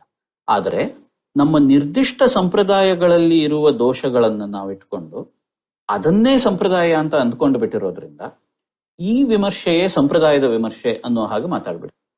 ಸಂಪ್ರದಾಯಗಳು ನಾವು ಪಾಲಿಸೋಣ ಅಂತ ನಿರ್ಣಯಿಸಿರುವಂತಹ ಕೆಲವು ಗೇಮ್ ಶೋ ಆಕ್ಟಿವಿಟಿಗಳಲ್ಲ ಅಲ್ವಾ. ಅಂದ್ರೆ ನೀವು ಯಾವುದೋ ಒಂದು ಥೀಮ್ ಪಾರ್ಕಿಗೆ ಹೋದಾಗ ಇಂಥದ್ದೊಂದು ಆಟ ಇದೆ, ಅಂಥದ್ದೊಂದು ಆಟ ಇದೆ, ಮತ್ತೊಂದು ಆಟ ಇದೆ. ನೀವು ಯಾವ ಆಟವನ್ನ ಆಡ್ಬೋದೋ ಆ ಆಟವನ್ನ ಯಾವ್ದು ಇಷ್ಟವೋ ಅದನ್ನ ಆಡ್ತೀರಿ, ಯಾವ್ದು ಬೇಡವೋ ಅದನ್ನ ಬಿಡ್ತೀರಿ. ಸಂಪ್ರದಾಯ ಅನ್ನೋದು ಈ ರೀತಿಯಾಗಿ ಈ ಪೂಜೆಯನ್ನ ಮಾಡೋಣ, ಆ ಪೂಜೆಯನ್ನ ಮಾಡಲ್ಲ, ಈ ರೀತಿಯ ಮಟ್ಟದಲ್ಲ ಸಂಪ್ರದಾಯ ನಡೀತಾ. ಸಂಪ್ರದಾಯ ಅನ್ನೋದು ಒಂದು ಇಡೀ ಜೀವನದ ಕ್ರಮವಾಗಿ ನಡೀತಾ ಇರುತ್ತೆ. ಅದರಲ್ಲಿ ನಾವು ವಿ ಆರ್ ಪಾರ್ಟಿಸಿಪೆಂಟ್ಸ್. ನಾವು ಕೇವಲ ಹೊರಗಿನಿಂದ ನಾವು ಸಂಪ್ರದಾಯದ ಕಸ್ಟಮರ್ಸ್ ಅಲ್ಲ, ನಾವು ಸಂಪ್ರದಾಯದ ಪಾಲಕರು ಅಲ್ಲ, ಪಾಲಿಸುವವರು. ಈ ವ್ಯತ್ಯಾಸವನ್ನು ನಾವು ಗಮನಿಸದೇ ಇದ್ರೆ ಸಂಪ್ರದಾಯದ ಕುರಿತ ಮಾತೆಲ್ಲವೂ ಒಂದು ನಿರ್ದಿಷ್ಟ ರೂಢಿ ಅಥವಾ ಆಚಾರದ ವಿಮರ್ಶೆಯನ್ನೇ ಕೇಂದ್ರವಾಗಿಟ್ಕೊಂಡು ಆಗ್ಬಿಡುತ್ತೆ. ನಾವ್ಯಾರು ವಿಜ್ಞಾನದ ಬಗ್ಗೆ ಹಾಗೆ ಮಾತಾಡೋಲ್ಲ ಅಲ್ವಾ. ವಿಜ್ಞಾನದ ಕುರಿತು ಒಂದು ನಿರ್ದಿಷ್ಟ ವೈಜ್ಞಾನಿಕ ಥಿಯರಿಯ ಬಗ್ಗೆ ಆಕ್ಷೇಪ ಇದ್ದವನು ವಿಜ್ಞಾನದ ಬಗ್ಗೆ ಆಕ್ಷೇಪ ಅಂತ ಅದನ್ನು ಹೇಳೋದಿಲ್ಲ. ಅದು ಆ ನಿರ್ದಿಷ್ಟ ಥಿಯರಿಯ ಬಗ್ಗೆ ಇರುವ. ಇದ್ರಲ್ಲಿ ಒಂದು ಉದಾಹರಣೆ ಕೊಡ್ತೀರಾ ಸರ್? ವಿಜ್ಞಾನದಲ್ಲಾಗ್ಲಿ ಸಾಮಾಜಿಕ ಸಂಪ್ರದಾಯದಲ್ಲಾಗ್ಲಿ ಒಂದು ವಿಜ್ಞಾನದ ಒಂದು ಉದಾಹರಣೆ ಮತ್ತು ಸಾಮಾಜಿಕ ಜೀವನದ ಒಂದು ಉದಾಹರಣೆ ಅಂತ ತಗೊಳ್ಳೋಣ. ವಿಜ್ಞಾನದಲ್ಲಂತೂ ಬಹಳ ನೇರವಾಗಿ ಸ್ಟ್ರಿಂಗ್ ಥಿಯರಿ ಅಂತ ಇದೆ ಫಿಸಿಕ್ಸ್ ನಲ್ಲಿ. ಆ ಸ್ಟ್ರಿಂಗ್ ಥಿಯರಿ ಬಗ್ಗೆ ನಮಗೆ ಗೊತ್ತಿಲ್ವೋ ಅದು ಪ್ರಸ್ತುತ ಅಲ್ಲ. ಕೆಲವು ವಿಜ್ಞಾನಿಗಳ ಪ್ರಕಾರ ಈ ಸ್ಟ್ರಿಂಗ್ ಥಿಯರಿ ಅನ್ನೋದು ಒಂದು ಒಳ್ಳೆಯ ವೈಜ್ಞಾನಿಕ ಥಿಯರಿ ಅಲ್ವೇ ಅಲ್ಲ. ಯಾಕೆ ಒಳ್ಳೆ ಥಿಯರಿ ಅಲ್ಲ? ಯಾಕೆಂದ್ರೆ ವಿಜ್ಞಾನಕ್ಕೆ ಇರಬೇಕಾದಂತ ಒಂದು ಟೆಸ್ಟಬಿಲಿಟಿನೋ ಅಥವಾ ಫಾಲ್ಸಿಫೈಬಿಲಿಟಿನೋ ಅಥವಾ ಇಂಟೆಲಿಜಿಬಿಲಿಟಿನೋ ಅದು ಯಾವುದೋ ಅಂತ ಆ ಥಿಯರಿಗೆ ಇದ್ದ ಹಾಗೆ ಕಾಣಿಸ್ತಾ ಇಲ್ಲ. ಹಾಗಾಗಿ ಇದು ಒಳ್ಳೆಯ ಥಿಯರಿ ಅಲ್ಲ. ಸ್ಟ್ರಿಂಗ್ ಥಿಯರಿಯನ್ನ ವಿರೋಧಿಸ್ತಾ ಇರುವವರು ಫಿಸಿಕ್ಸ್ ಅನ್ನಾಗ್ಲಿ ವಿಜ್ಞಾನವನ್ನಾಗ್ಲಿ ವಿರೋಧಿಸ್ತಾ ಇಲ್ಲ. ಅವರು ಕೇವಲ ಸ್ಟ್ರಿಂಗ್ ಥಿಯರಿ, ಅವರು ವೈಜ್ಞಾನಿಕ ಪರಂಪರೆಯಲ್ಲೇ ಆ ಪರಂಪರೆಯ ಪದ್ಧತಿಗಳು ಉಪಯೋಗಿಸೇ ಇದನ್ನ ಒಂದು ಕ್ರಿಟಿಕ್ ಮಾಡ್ತಾ ಇದ್ದಾರೆ ಅಲ್ವಾ? ಹೌದು, ಅದು ಮುಖ್ಯ. ಆ ಪರಂಪರೆಯ ಪದ್ಧತಿಯನ್ನು ಉಪಯೋಗಿಸೇ ವಿಮರ್ಶೆ ಮಾಡ್ತಿದ್ದಾರೆ ಅನ್ನೋದು ಮುಖ್ಯ. ಅದೇ ರೀತಿಯಲ್ಲಿ ಈಗ ನೀವು ಇನ್ನೊಂದು ಉದಾಹರಣೆ ಅಂತ, ಶಬರಿಮಲೆ ಆಗ್ಬೋದು ಅಥವಾ ಶನಿ ಶಿಂಗ್ನಾಪುರ ಆಗ್ಬೋದು, ಇಲ್ಲೆಲ್ಲ ಹೆಂಗಸರಿಗೆ ಪ್ರವೇಶ ಇಲ್ಲ ಅಂತ ಒಂದು ಪರಂಪರೆ ನಡ್ಕೊಂಡ್ ಬಂದಿದೆ. ಈಗ ಇದನ್ನ ಕುರಿತು ಕೆಲವು ಕಡೆ ವಿರೋಧಗಳು ವ್ಯಕ್ತವಾಗಿದೆ. ಕೊನೆಗೆ ಹೆಂಗಸರಿಗೆ ಪ್ರವೇಶ ಇರಬೇಕೋ ಇರಬಾರ್ದೋ, ಯಾವ್ದು ಸರಿ ಯಾವ್ದು ತಪ್ಪು ಅನ್ನೋದೆಲ್ಲ ಆಮೇಲಿನ ಪ್ರಶ್ನೆ. ಆದ್ರೆ ಪ್ರವೇಶ ಇಲ್ಲವಲ್ಲ, ಇದು ಏನನ್ನ ತೋರಿಸ್ತಾ ಇದೆ ಅಂತ ನೀವು ಕೇಳಿದ್ರೆ 10ರಲ್ಲಿ 9 ಜನ ಇದು ಹಿಂದೂ ಧರ್ಮದಲ್ಲಿ ಇರುವಂತಹ ಯಾವುದೋ ಒಂದು ಆಳವಾದ ಮಿಸಾಜಿನಿಯನ್ನ, ಅಂದ್ರೆ ಸ್ತ್ರೀ ದ್ವೇಷವನ್ನ ತೋರಿಸ್ತಾ ಇದೆ ಅಂತ ಹೇಳ್ತಾರೆ. ಹಾಗಾದ್ರೆ ಹಿಂದೂ ಧರ್ಮದಲ್ಲಿ ಇರುವ ಮಿಸಾಜಿನಿಯನ್ನ ತೆಗೆದು ಹಾಕೋದು ಹೇಗೆ? ರಿಮೆಂಬರ್, ಇದಕ್ಕೆ ಪ್ರಾಕ್ಟಿಕಲ್ ಆದ ಉತ್ತರ ಇಲ್ಲ. ಇದು ಒಂದು ಪ್ರೋಗ್ರಾಮ್ಯಾಟಿಕ್ ಆದ ಮಾತು. ಇಲ್ಲೇನೋ ತೆಗೆದು ಅಲ್ಲೇನೋ ತೆಗೆದು ಅಂತ ಅಲ್ಲ. ಇದು ಯಾವ ಮಟ್ಟಕ್ಕಾದ್ರೂ ನೀವು ಇದನ್ನ ಈ ವಿಮರ್ಶೆಯನ್ನು ನೀವು ಎಳಿಬಹುದು. ಒಂದು ಎಕ್ಸ್ಟ್ರೀಮ್ ಆದ ಉದಾಹರಣೆಯನ್ನು ಕೊಡ್ತೀನಿ. ಹಿಂದೂ ಧರ್ಮದಲ್ಲಿ ಕೆಲವು ಸಂಪ್ರದಾಯಗಳಲ್ಲಿ ಸಾಮಾನ್ಯವಾಗಿ ಮಠಾಧಿಪತಿಗಳು, ಉಡುಪಿ, ಶೃಂಗೇರಿ, ಅಲ್ಲಿ ಇಲ್ಲಿ ಇರುವಂತಹ ಮಠಾಧಿಪತಿಗಳು ಅನೂಚಾನವಾಗಿ ಪುರುಷರೇ ಆಗಿದ್ದಾರೆ. ಅದರಲ್ಲಿ ಏನು ವಿಶೇಷ ಇಲ್ಲ. ಈ ಧರ್ಮವನ್ನ ಪಾಲಿಸಿಕೊಂಡು ಬಂದಿರೋ, ಈ ಸಂಪ್ರದಾಯಗಳನ್ನ ಪಾಲಿಸಿಕೊಂಡು ಬಂದಿರೋ ಯಾರಿಗೂ ಅದೊಂದು ಸಮಸ್ಯೆ ಅಂತ ಅನ್ಸಿ. ಆದರೆ ನಿಮ್ಮ ಈ ವಿಮರ್ಶೆ ಇದೆಯಲ್ಲ, ಹಿಂದೂ ಧರ್ಮದಲ್ಲಿ ಇರುವ ಮಿಸಾಜಿನಿಯನ್ನು ನಾವು ತೆಗಿಬೇಕು ಅನ್ನುವ ವಿಮರ್ಶೆ, ಅದು ಕೇವಲ ಶಬರಿಮಲೆಗೆ ಅಥವಾ ಶನಿ ಶಿಂಗಣಾಪುರಕ್ಕೆ ಅಲ್ಲ ಅಲ್ವಾ? ಅದು ಈ ಮಿಕ್ಕ ಉದಾಹರಣೆಗಳಿಗೂ, ಈ ಮಠದ ಸಂಪ್ರದಾಯಗಳಿಗೂ ಎಕ್ಸ್ಟೆಂಡೆಬಲ್ ಆದಂತಹ ಸಮಸ್ಯೆ ಅಲ್ವಾ, ವಿಮರ್ಶೆ ಅಲ್ವಾ? ಇವತ್ತು ನೀವು ಇನ್ನೂ ಆ ವಿಮರ್ಶೆಯನ್ನ ಮಾಡಿಲ್ಲದೆ ಇರಬಹುದು. ಯಾರು ಹೋಗಿ ಉಡುಪಿಯ ಮಠಗಳ ಮುಂದೋ ಅಥವಾ 3000 ಮಠದ ಮುಂದೋ ಅಥವಾ ಇನ್ಯಾವುದೋ ಸಿದ್ಧಗಂಗಾ ಮಠದ ಮುಂದೋ ಹರತಾಳ್ ಕೂತು ಮುಂದಿನ ಸ್ವಾಮಿಗಳು ಹೆಂಗಸರೇ ಆಗಬೇಕು ಅಥವಾ ಮುಂದಿನ ಸ್ವಾಮಿಗಳು ಗಂಡಸರು ಆಗ್ಬಾರ್ದು, ಈ ರೀತಿಯಾಗಿ ಯಾರು ಇನ್ನೂ ಮಾಡಿಲ್ಲ. ಆದ್ರೆ ತಾರ್ಕಿಕವಾಗಿ ನಿಮ್ಮ ವಿಮರ್ಶೆ ಅಲ್ಲಿಗೂ ಹೋಗುತ್ತೆ ತಾನೆ. ಸೊ ಅಶ್ವಿನ್ ಅವರೇ, ಇದು ನಾವು ನಮ್ಮ ಹಿಂದೂ ಧರ್ಮ ಬಿಟ್ಟು ಮೇ ಬಿ ಕ್ರಿಸ್ಟಿಯಾನಿಟಿನ ತಗೊಂಡ್ರೆ ನಾವ್ ಇದನ್ನ ನೋಡ್ತಾ ಇದೀವಿ. ಯಾಕಂದ್ರೆ ಪದ್ಧತಿ ಆಗ್ಲಿ, ನೀವು ಬೈಬಲ್ಲೇ ಓದಿದ್ರೇನು, ಇವಾಗ ಅವ್ರಿಗಂತೂ ಒಂದು ಕೆನಾನಿಕಲ್ ಟೆಕ್ಸ್ಟ್ ಅಂತ ಒಂದಿದೆ. ಸೊ ಅದನ್ನ ಇಟ್ಕೊಂಡು ಇಂಟರ್ಪ್ರಿಟೇಷನ್ ಇನ್ನು ಮಾಡ್ಬೋದು. ನಮ್ ಪದ್ಧತಿಯಲ್ಲಿ ಇನ್ನು ಸಾಕಷ್ಟು ವೇದಗಳು ಬಿಟ್ಟು ಸಾಕಷ್ಟು ಸೋರ್ಸಸ್ ಇದೆ. ಬಟ್ ಅಲ್ಲೂವೆ ನೀವೊಂದು 200 ವರ್ಷ ಹಿಂದೆ ಅಂತ ತಗೊಂಡ್ರೆ ಎಲ್ಲಾ ಮಿನಿಸ್ಟರ್ಸ್, ಎಲ್ಲಾ ಪ್ರೀಸ್ ಎಲ್ಲರೂ ಗಂಡಸರಾಗೇ ಇದ್ರು. ಹೆಂಗಸರಿಗೆ ಆ ಒಂದು ನನ್ನನ್ನು ಆ ಒಂದು ಬೇರೆ ಒಂದು ಸಂಪ್ರದಾಯ ಇತ್ತು. ಈಗ ಬೇರೆ ಬೇರೆ ಕ್ರಿಶ್ಚಿಯನ್ ಟ್ರೆಡಿಷನ್ಸ್ ಅಲ್ಲಿ ನಾವು ಪ್ರಗತಿ ಪರವಾಗಿರ್ಬೋದು ಅಂತ ಹೇಳ್ಬೋದು. ನಾವು ತುಂಬಾ ಕಡೆ ಇಲ್ಲ, ಏನಕ್ಕೆ ಬರೀ ಗಂಡಸರಾಗ್ಬೋದು, ಯಾರು ಪುಸ್ತಕವನ್ನ ಯಾರು ಆ ನಾಲೆಡ್ಜ್ ಬೈಬಲ್ ಅನ್ನ ಸ್ಟಡಿ ಮಾಡಿ ಅದಕ್ಕೆ ಕ್ವಾಲಿಫೈ ಆದ್ರೆ, ಜೆಂಡರ್ ಏನಾಗ್ಲಿ, ಅವರ ಐಡೆಂಟಿಟಿ ಏನಾಗ್ಲಿ, ಬ್ಯಾಕ್ ಗ್ರೌಂಡ್ ಏನಾಗ್ಲಿ, ಅವರು ಪ್ರೀಸ್ಟ್ ಆಗಬಹುದು ಅಂತ ನಾವು ನೋಡಿದೀವಿ. ಇಂಗ್ಲೆಂಡ್ ಅಲ್ಲಿ ನೋಡಿದೀವಿ, US ಅಲ್ಲಿ ಬೇರೆ ಬೇರೆ ಕಡೆ ನೋಡ್ತಾ ಇದ್ವಿ. ಭಾರತದಲ್ಲಿ ಅದು ಅಷ್ಟು ಕಾಣ್ತಾ ಇಲ್ಲ. ಸೊ ಅದರಲ್ಲಿ ಏನ್ ವ್ಯತ್ಯಾಸ ಬರ್ತಾ ಇದೆ? ಇದು ಒಂದು ವಿಚಿತ್ರ ರೀತಿಯಲ್ಲಿ ನೀವು ಈ ಸಮಸ್ಯೆಯ ಹೃದಯಕ್ಕೆ ಕೈ ಹಾಕಿದಿರಿ ಅಂತ ಹೇಳ್ಬೋದು. ನಾನು ಒಂದು ಸ್ವಲ್ಪ ವಿವರವಾಗಿ ಇದನ್ನ ಹೇಳ್ತೀನಿ. ಈ ಕ್ರಿಶ್ಚಿಯಾನಿಟಿಯ ಉದಾಹರಣೆ ಯಾಕೆ ಮುಖ್ಯ ಅಂತ ನನಗೆ ಅನಿಸಿದೆ ಅಂದ್ರೆ, ನಮ್ಮ ಈ ಸಮಸ್ಯೆ ಬಂದಿರೋದೆ ನಾವು ಇಲ್ಲಿ ಇವತ್ತು ಸಂಪ್ರದಾಯಗಳ ಕುರಿತು ಈ ರೀತಿಯಲ್ಲಿ ಮಾತಾಡ್ತಿದ್ದೀವಿ ಅಂತ ಹೇಳಿದ್ನಲ್ಲ, ಈ ಫೌಂಡೇಶನಲ್ ಕ್ರಿಟಿಕ್ ಅನ್ನೋದ್ರ ಬಗ್ಗೆ ನಾನು ಒಂದಷ್ಟು ತಕರಾರುಗಳನ್ನು ಎತ್ತಿದ್ನಲ್ಲ. ಈ ಸಂಪ್ರದಾಯಗಳು, ಪರಂಪರೆಗಳ ಫೌಂಡೇಶನಲ್ ಕ್ರಿಟಿಕ್ ಅನ್ನೋದು ಬಂದಿರೋದೆ, ಅದರ ರೂಟ್ ಮಾಡೆಲ್ ಅಂತ ಏನಾದ್ರು ನೀವು ಹೇಳಬೇಕು ಅಂದ್ರೆ, from the Protestant critic of Christian. ಅದು ಯಾಕೆ ಹೇಗೆ ಅಂತ ನೋಡೋಣ. ಒಂದು ಮಟ್ಟದವರೆಗೂ ಕ್ರಿಶ್ಚಿಯಾನಿಟಿಯು ಕೂಡ ಒಂದು ಪರಂಪರೆಯೇ, ಒಂದು ಸಂಪ್ರದಾಯವೇ. ಆದರೆ ಯಾವುದೋ ಅದರ ಚಾರಿತ್ರಿಕ ಬೆಳವಣಿಗೆ ಹಲವಾರು ಕಾರಣಗಳಿಂದಾಗಿ ಒಂದು ಮಟ್ಟದ ನಂತರವಾಗಿ ಕ್ರಿಶ್ಚಿಯಾನಿಟಿಯಲ್ಲಿ ಈ ಟ್ರೂತ್ ಅನ್ನೋ ಒಂದು ವಿಚಾರ ಒಂದು ವಿಚಿತ್ರ ರೀತಿಯಲ್ಲಿ ಮುನ್ನೆಲೆಗೆ ಬರೋಕ್ಕೆ ಶುರುವಾಗುತ್ತೆ. ಅದರ ಪರಿಣಾಮ ಏನು ಅಂದ್ರೆ, ಈ ಸಂಪ್ರದಾಯ ಏನಿದೆ, ಕ್ರಿಶ್ಚಿಯಾನಿಟಿ ಎನ್ನುವ ಸಂಪ್ರದಾಯ ಏನಿದೆ, ಇದು ಯಾವುದೋ ಒಂದು ಸತ್ಯದ ಪ್ರತಿನಿಧಿ ಅಂತ. It represents A particular truth. ಈ ಟ್ರೂತ್ ಎಲ್ಲಿದೆ, ಇದನ್ನು ಕಂಡುಹಿಡಿಯೋದು ಹೇಗೆ? ಮೊದಲ ಒಂದಷ್ಟು ಚಿಂತನೆ, ಕ್ರಿಶ್ಚಿಯಾನಿಟಿಯ ಚಿಂತನೆಯಲ್ಲಿ ಈ ಟ್ರೂತ್ ದೇವರ ಮಗನೇ ಆದ ಜೀಸಸ್ ನಲ್ಲಿದೆ, in the body of the Christ. ಆ ನಂತರ ಈ ಟ್ರೂತ್ ಎಲ್ಲಿದೆ ಅಂತಂದ್ರೆ, ಕ್ರೈಸ್ತನ ಬ್ರೈಡ್ ಅಂತ ಹೇಳ್ತೀವಲ್ಲ, ದ ಕ್ರಿಶ್ಚಿಯನ್ ಚರ್ಚ್. ಈ ಕ್ರಿಶ್ಚಿಯನ್ ಚರ್ಚ್ನಲ್ಲಿದೆ. ಅಂದ್ರೆ ಈಗ ನೋಡಿ, ಆ ಟ್ರೂತ್ ಅನ್ನೋದು ಸ್ವಲ್ಪ ಅಬ್ಸ್ಟ್ರಾಕ್ಟ್ ಆಗ್ತಾ ಹೋಗ್ತಾ ಇದೆ. ಅವನಲ್ಲ, ಈ ಕ್ರಿಶ್ಚಿಯನ್ ಚರ್ಚ್ ನಲ್ಲಿದೆ. ಒಂದು ಮಟ್ಟಕ್ಕೆ ಬಂದ ಮೇಲೆ, ಲೂಥರ್, ಕಾಲ್ವಿನ್ ಅಂತ ಪ್ರೊಟೆಸ್ಟೆಂಟ್ ಚಿಂತಕರು ಬಂದ ಮಟ್ಟಿಗೆ, ಕ್ರಿಶ್ಚಿಯಾನಿಟಿಯ ಸತ್ಯ ಎನ್ನುವುದು ಕೇವಲ ಯಾವುದೋ ಒಂದು ವಸ್ತುವಿನಲ್ಲೋ ಅಥವಾ ಯೇಸು ಕ್ರಿಸ್ತನ ದೇಹದಲ್ಲೋ ಅಥವಾ ಚರ್ಚಿನ ಹೈರಾರ್ಕಿಯಲ್ಲೋ ಅಥವಾ ಈ ಸಂತರ ಇದರಲ್ಲೋ ಅಲ್ಲಿಲ್ಲ. ಟ್ರೂತ್ ಅನ್ನೋದು ದೇವರ ವಾಣಿಯಲ್ಲೇ ಇದೆ. ಆ ವಾಣಿ ಎಲ್ಲಿದೆ? ಬೈಬಲ್ನಲ್ಲಿ. ಇದು ಟ್ರೂತ್ ಎನ್ನುವುದು ಬೈಬಲ್ನಲ್ಲಿ ಇದೆ ಅಥವಾ ದೇವರ ವಾಣಿಯಲ್ಲಿದೆ ಅಂದ್ರೆ, ಆ ವಾಣಿಯನ್ನ ಈಗ ನೀವು ಹೇಳಿದ್ರಲ್ಲ, ಹಾಗೆ ಯಾರು ಅರ್ಥ ಮಾಡ್ಕೋಬಹುದು? ಅವರೆಲ್ಲರೂ ಈ ಸತ್ಯಕ್ಕೆ ಭಾಜನರೇ ಅಲ್ವಾ? ಅಂದ್ಮೇಲೆ ಯಾವ ಭೇದವೂ ಇರಬಾರ್ದು. ಇವನು ಪ್ರೀಸ್ಟ್ ಅಲ್ಲದೆ ಇರುವವನು, ಈ ರೀತಿಯಾದ ಯಾವ ಭೇದವೂ ಇರಬಾರ್ದು. ಇನ್ಫ್ಯಾಕ್ಟ್ ಅದನ್ನ ಮ್ಯಾಕ್ಸ್ ವೆಬರ್ ಬಹಳ ಚೆನ್ನಾಗಿ ಹೇಳ್ತಾನೆ. ಪ್ರೊಟೆಸ್ಟೆಂಟಿಸಮ್ ಏನಿದೆ ಅದು ಪ್ರೀಸ್ಟ್ಲಿ ಕ್ಲಾಸ್ ಅನ್ನ ತೊಡೆದು ಹಾಕ್ತು. ಹೇಗೆ ತೊಡೆದು ಹಾಕ್ತು ಅಂದ್ರೆ, ಪ್ರಪಂಚದಲ್ಲಿರುವ ಎಲ್ಲಾ ಕ್ರಿಶ್ಚಿಯನರನ್ನು ಪ್ರೀಸ್ಟರನ್ನಾಗಿ ಮಾಡಿ. It made every one a priest and thereby demolished the priestly. ಇಲ್ಲೆಲ್ಲ ಒಂದು ಮಾದರಿಯನ್ನು, ಒಂದು ರೂಟ್ ಮಾಡೆಲ್ ಅನ್ನು ನೀವು ಗಮನಿಸಬೇಕು. ಕ್ರಿಶ್ಚಿಯಾನಿಟಿ ಅನ್ನೋದು ಯಾವುದೋ ಒಂದು ನಿರ್ದಿಷ್ಟ ಸತ್ಯದ ಪ್ರತೀಕ ಅಂತ ಇರೋದ್ರಿಂದ ಈ ಎಲ್ಲ ವಿಮರ್ಶೆಗಳು ಸಾಧ್ಯ.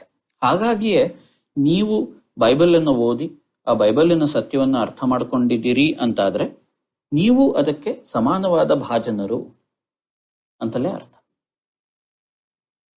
ಸಮಸ್ಯೆ ಇರೋದಿಲ್ಲಿ ಅಂದ್ರೆ, ಈ ರೀತಿಯಾಗಿ ಮಾತನಾಡುವಂತಹ ಸಂಪ್ರದಾಯಗಳು ಹೆಚ್ಚು ಇಲ್ಲ.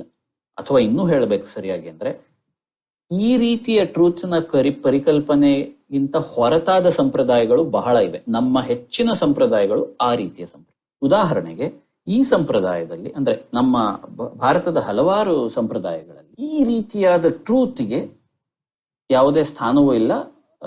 ಅದೊಂದು ಮುಖ್ಯವಾದ ವಿಚಾರವೂ ಅಲ್ಲ. Who is the true god ಅಂತ ನೀವು ಕೇಳ್ಬೋದು.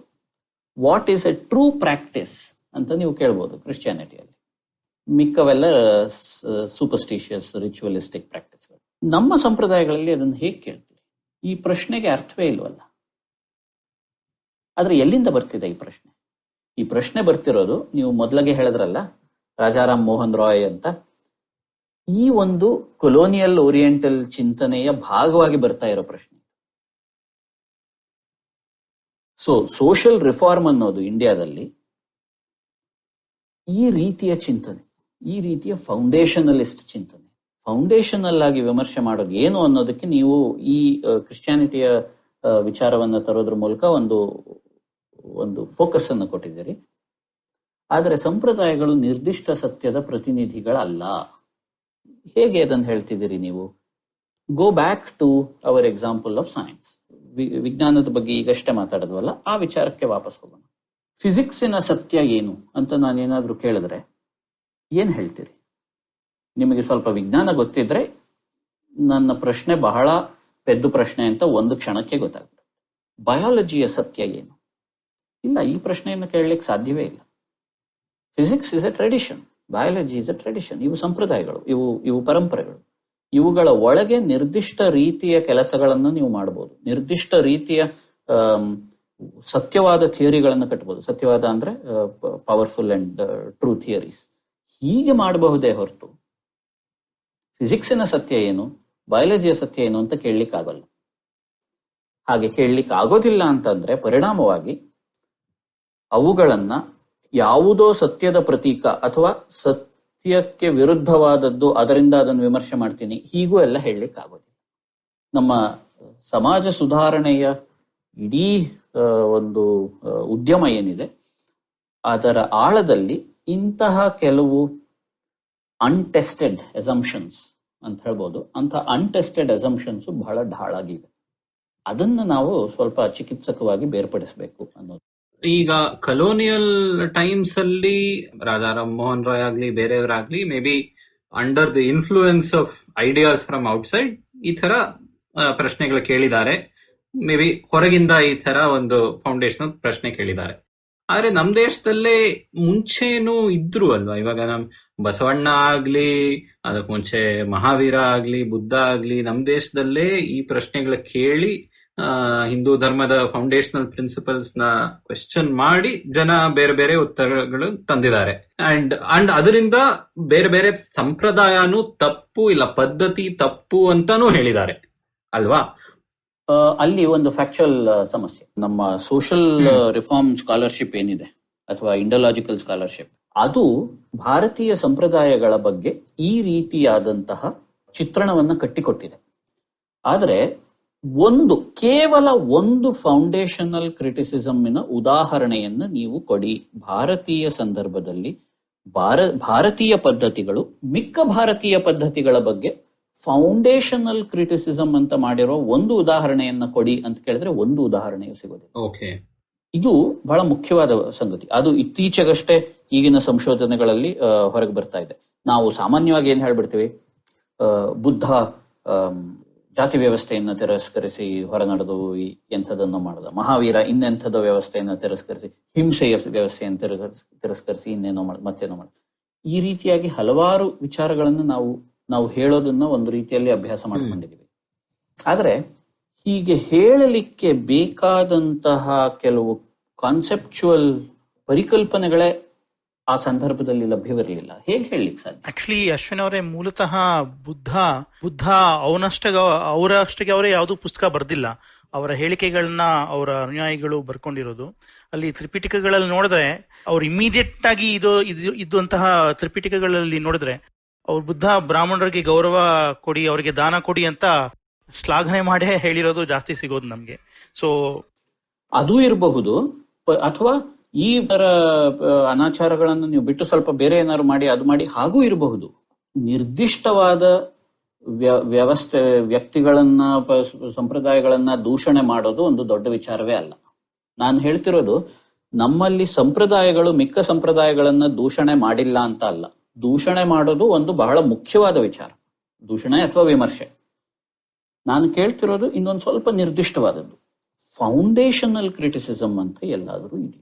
ಹಾಗಿದೆ ಅಂತ ನಾವು ಅಂದ್ಕೊಂಡು ಬಿಟ್ಟಿದ್ದೀವಿ. ಆದ್ರೆ ನಾನು ಹೇಳಿದ ಹಾಗೆ ಇತ್ತೀಚಿನ ಹಲವಾರು ಸಂಶೋಧನೆಗಳು ತೋರಿಸ್ತಾ ಇರೋದು ಏನು ಅಂದ್ರೆ, ಈ ಫೌಂಡೇಶನಲ್ ಕ್ರಿಟಿಸಿಸಮ್ ಇಲ್ಲ, ಮತ್ತು ಮುಖ್ಯವಾಗಿ ಇರೋದಕ್ಕೆ ಸಾಧ್ಯವೇ ಇಲ್ಲ. ಯಾಕೆ ಅಂದ್ರೆ, ಹಾಗೆ ಇರಬೇಕು ಅಂದ್ರೆ, ಫೌಂಡೇಶನಲ್ ಕ್ರಿಟಿಸಿಸಮ್ ಬೇಕು ಅಂದ್ರೆ ನಿಮಗೆ ಈ ಸತ್ಯ ಅಂತ ಹೇಳಿದ್ನಲ್ಲ, ಈ ಟ್ರೂತಿನ ಈ ಮಾಡೆಲ್ ಬೇಕು. ಈ ಕ್ರಿಶ್ಚಿಯನ್ ಮಾಡೆಲ್ ಏನಿದೆ ಅದು ಬೇಕು. ಅಶ್ವಿನ್ ಮತ್ತು ಸೂರ್ಯ ಅವ್ರ ಜೊತೆ ಇಲ್ಲಿ ಒಂದು ಸಣ್ಣ ಬ್ರೇಕಿನ ನಂತರ ನಮ್ಮ ತಲೆಹರಟೆ ಮುಂದುವರ್ಸೋಣ. ಕೇಳುಗರೆ ನಮಸ್ಕಾರ. ನಮ್ಮ ತಲೆಹರಟೆ ಪಾಡ್ಕಾಸ್ಟ್ ನ ಈ ಎಪಿಸೋಡ್ ನಿಮ್ಗೆ ಇಷ್ಟ ಆಗಿದ್ರೆ ದಯವಿಟ್ಟು ಒಂದು ನಿಮಿಷ ತಗೊಂಡು ನಿಮ್ಮ ಸೋಷಿಯಲ್ ಮೀಡಿಯಾನಲ್ಲೋ ಇಲ್ಲ ವಾಟ್ಸ್ಆಪ್ ಅಲ್ಲೋ ಬೇರೆಯವ್ರ ಹತ್ರ ಹಂಚ್ಕೊಳ್ಳಿ. ಐಟ್ಯೂನ್ಸ್ ಇಲ್ಲ ಆಪಲ್ ಪಾಡ್ಕಾಸ್ಟ್ ಅಲ್ಲಿ ನೀವು ಕೇಳ್ತಾ ಇದ್ರೆ ದಯವಿಟ್ಟು ಒಂದು ರೇಟಿಂಗ್ ಮತ್ತು ರಿವ್ಯೂ ನೀಡಿ, ನಮಗೆ ತುಂಬಾನೇ ಸಹಾಯವಾಗುತ್ತೆ. ಮತ್ತು ಕೇಳುಗರೆ, ನಮ್ಮ ತಲೆಹರಟೆ ಕನ್ನಡ ಪಾಡ್ಕಾಸ್ಟ್ ತಕ್ಷಶೀಲಾ ಇನ್ಸ್ಟಿಟ್ಯೂಷನ್ ಮತ್ತು IPSMF independent public spirited media foundation ಇವರಿನ ಸಹಾಯದಿಂದ ಸಾಧ್ಯವಾಗಿದೆ. ಅವರಿಗೆ ನಮ್ಮ ಧನ್ಯವಾದ. Hey everybody, welcome to another awesome week on the IVM Podcast Network. If you're not following us on social media, please do. We're IVM Podcast on Twitter, Facebook, and Instagram. It's been a really fun week this week, as it is almost every week, but this week was particularly fun. Parmesh Shahani was on Cyrus Says, great conversation over there. We had a crossover event. Vineet Kanabar, host of the Storytellers and Storytellers podcast, came on Uncle Please Sit. Really interesting conversation about the future of digital content. Besides that, it was the 50th episode this week of Agla Station Adulthood. Congratulations to Ritasha and Ayushi. But yeah, they're 50 episodes down. They had Rekha Jha as the guest on that show. On Advertising is Dead, Varun had the founders of Foxy Moron, Suvir Bajaj and Pratik Gupta on. Another really, really interesting conversation. So full of interesting conversations this week. But with that, let's get you back to your show. ನಮಸ್ಕಾರ and welcome back. ಇವತ್ತು ಸೂರ್ಯ ಮತ್ತೆ ನಾನು Pavan doctor AP Ashwin Kumar ಅವ್ರ ಜೊತೆ ಸಂಪ್ರದಾಯ ಮತ್ತು ಸುಧಾರಣೆ ಬಗ್ಗೆ ಮಾತಾಡ್ತಾ ಇದ್ದೀವಿ. ನಮ್ಮ ದೇಶದಲ್ಲಿ ಮತ್ತೆ ಬೇರೆ ಬೇರೆ ಸಮುದಾಯದಲ್ಲಿ ಬೇರೆ ಬೇರೆ ಸಂಪ್ರದಾಯಗಳಿವೆ ಅಂದ್ರೆ ಅದರ ಮೂಲ ಏನು ಅಂತ ನಾವೀಗ ಕೇಳಿದ್ರೆ, ಅದ್ ನೀವ್ ಹೇಳ್ತಾ ಇದ್ದೀರಾ, ಅದಕ್ಕೂ ಈ ಸತ್ಯಕ್ಕೂ ಸಂಬಂಧ ಇಲ್ಲದೆ ಇರಬಹುದು. ಸೊ ನಮ್ಮ ಧರ್ಮದಲ್ಲೂ ಏನ್ ಸತ್ಯ ಇದೆಯೋ, ಏನ್ ದೇವರು ಅಂತ ನೋಡ್ತೀವೋ ಅದಕ್ಕೂ ಮತ್ತೆ ನಮ್ಮ ಪದ್ಧತಿಗಳಿಗೂ ಅಷ್ಟೊಂದು ಸಂಬಂಧ ಇಲ್ಲ ಅಂದ್ರೆ, ಸೊ ಇದರ ಮೂಲ ಏನು, ಇದರ ಮೌಲ್ಯ ಏನು? ಒಂದು ಇದಕ್ಕೆ ಇನ್ನೊಂದು ರೀತಿಯ ಕೌಂಟರ್ ಫ್ಯಾಕ್ಚುಯಲ್ ಉತ್ತರವನ್ನ ಕೊಡೋಣ. ಯಾರೋ ಕಾವ್ಯವನ್ನ ಅಭ್ಯಾಸ ಮಾಡ್ತಿದ್ದಾರೆ ಅಂತ. ಈ ಕಾವ್ಯದ ಅಭ್ಯಾಸದ ಮೌಲ್ಯ ನನಗೆ ನಿಮಗೆ ಗೊತ್ತಲ್ವಾ? ಅಂದ್ರೆ ಅದರಿಂದ ನಿಮಗೆ ಮನಸ್ಸಿಗೆ ಒಳ್ಳೇದಾಗತ್ತೋ ಇಲ್ವೋ ಅವೆಲ್ಲ ಬೇರೆ ಪ್ರಶ್ನೆ. ಆದ್ರೆ ಅದೊಂದು ಡಿಸೈರಬಲ್ ಆಕ್ಟಿವಿಟಿ, ಅದೊಂದು ವರ್ತಿ ಆಫ್ ಡಿಸೈರ್ ಅಂತ ನಮ್ಗನ್ಸುತ್ತೆ. ಈಗ ಒಂದು ನಿರಕ್ಷರವಾದ, ಬಹುಶಃ ನಿರಕ್ಷರನ್ನು ಮೀರಿ ಅನ್ಯಗ್ರಹದ ಯಾವುದೋ ಒಬ್ಬ ಜೀವಿ ಬಂದ ಅಂತ ಇಟ್ಕೊಳ್ಳಿ. ಅವನು ನಿಮ್ಮನ್ನ ಕೇಳ್ತಾನೆ, ಸರಿ ಏನ್ ಮಾಡ್ತಿದ್ದೀರಿ ನೀವು ಅಂತ. ನಾನು ಕಾವ್ಯದ ಅಭ್ಯಾಸವನ್ನು ಮಾಡ್ತಿದ್ದೀನಿ ಅಂತ ನೀವು ಹೇಳ್ತೀರಿ. ಯಾಕೆ? ಅದರ ಮೌಲ್ಯ ಏನು? ಯಾಕೆ ಮಾಡ್ತಿದ್ದೀರಿ? Why is it useful? What is its value ಅಂತ ಅವನು ಕೇಳ್ತಾನೆ. ಹೇಗೆ ಉತ್ತರ ಹೇಳ್ತೀರಿ? ನಾನು ಹೇಳ್ತಿರೋದು ಇದಕ್ಕೆ ಸರಿಯಾದ ಉತ್ತರ ಇದೆಯೋ ಇಲ್ವೋ ಆ ಥರ ಅಲ್ಲ. ನಾನು ಹೇಳ್ತಿರೋದು ಏನಂದ್ರೆ, ನೀವು ಏನೇ ಉತ್ತರವನ್ನು ಹೇಳಬೇಕು ಅಂದ್ರೂ ಒಂದು ಕಾಮನ್ ಡೊಮೇನ್ ಅನ್ನ ಮೊದಲು ಸ್ಥಾಪಿಸಬೇಕು, ನಿಮಗೂ ಅವನಿಗೂ ಮಧ್ಯೆ ಅಲ್ವಾ. ಅಂದ್ರೆ ನೋಡಪ್ಪ, ನೀನು ಜೀವನದಲ್ಲಿ ಏನ್ ಮಾಡ್ತಿ, ನಿನಗೇನು ಸಂತೋಷ ಸಿಗುತ್ತೆ, ಓಕೆ, ಯಾವ ರೀತಿಯ ಸಂತೋಷ ಇದು, ಬರೀ ಊಟ ಮಾಡಿ ನಿದ್ದೆ ಮಾಡೋ ಸಂತೋಷ ಅಲ್ವಾ, ಬೇರೆ ಯಾವ್ದೋ ರೀತಿಯ ಸಂತೋಷ ಅಂತಿದೆಯಲ್ಲ, ಅಂಥ ರೀತಿಯ ಸಂತೋಷ ಇಲ್ಲೇನೋ ಸಿಗ್ತಾ ಇದೆ ನನಗೆ, ಈ ತರ ಏನೋ ಹೇಳ್ಬೇಕು ನೀವು ಅಲ್ವಾ. ಅಂದ್ರೆ ಒಂದು ಪರಂಪರೆಯ ಅಥವಾ ಒಂದು ಪ್ರಾಕ್ಟೀಸಿನ ಮೌಲ್ಯವನ್ನ ನೀವು ಸ್ಥಾಪಿಸೋದಕ್ಕೆ ಮೊದಲು ಆ ಪ್ರಾಕ್ಟೀಸಿನ ಡೊಮೇನ್ ಅನ್ನು ಆ ಪ್ರಾಕ್ಟೀಸಿನ ಡೊಮೇನ್ ಅನ್ನು ನೀವು ಸ್ಥಾಪಿಸಬೇಕು ಅಂದ್ರೆ ಆ ಪ್ರಾಕ್ಟೀಸಿನ ಭಾಗವಾಗಬೇಕು. ಯಾಕೆ ಅಂದ್ರೆ ನಾನು ಮೊದಲೇ ಹೇಳಿದ ಹಾಗೆ ಟ್ರೆಡಿಷನ್ ಆಗಲಿ ಪ್ರಾಕ್ಟೀಸ್ ಆಗಲಿ ಇವುಗಳನ್ನ ಕೇವಲ ವಿವರಣೆಯ ವಸ್ತುಗಳು ಅಂತ ನೋಡ್ಲಿಕ್ಕೆ ಬರೋಲ್ಲ. ಒಂದು ಟ್ರೆಡಿಷನ್, ಒಂದು ಪ್ರಾಕ್ಟೀಸು ಅವು ಅನುಭವದ ವಸ್ತುಗಳು. ಅನುಭವದ ವಸ್ತುಗಳು ಅಂದ್ರೆ ಅವಕ್ಕೆ the access is only through action.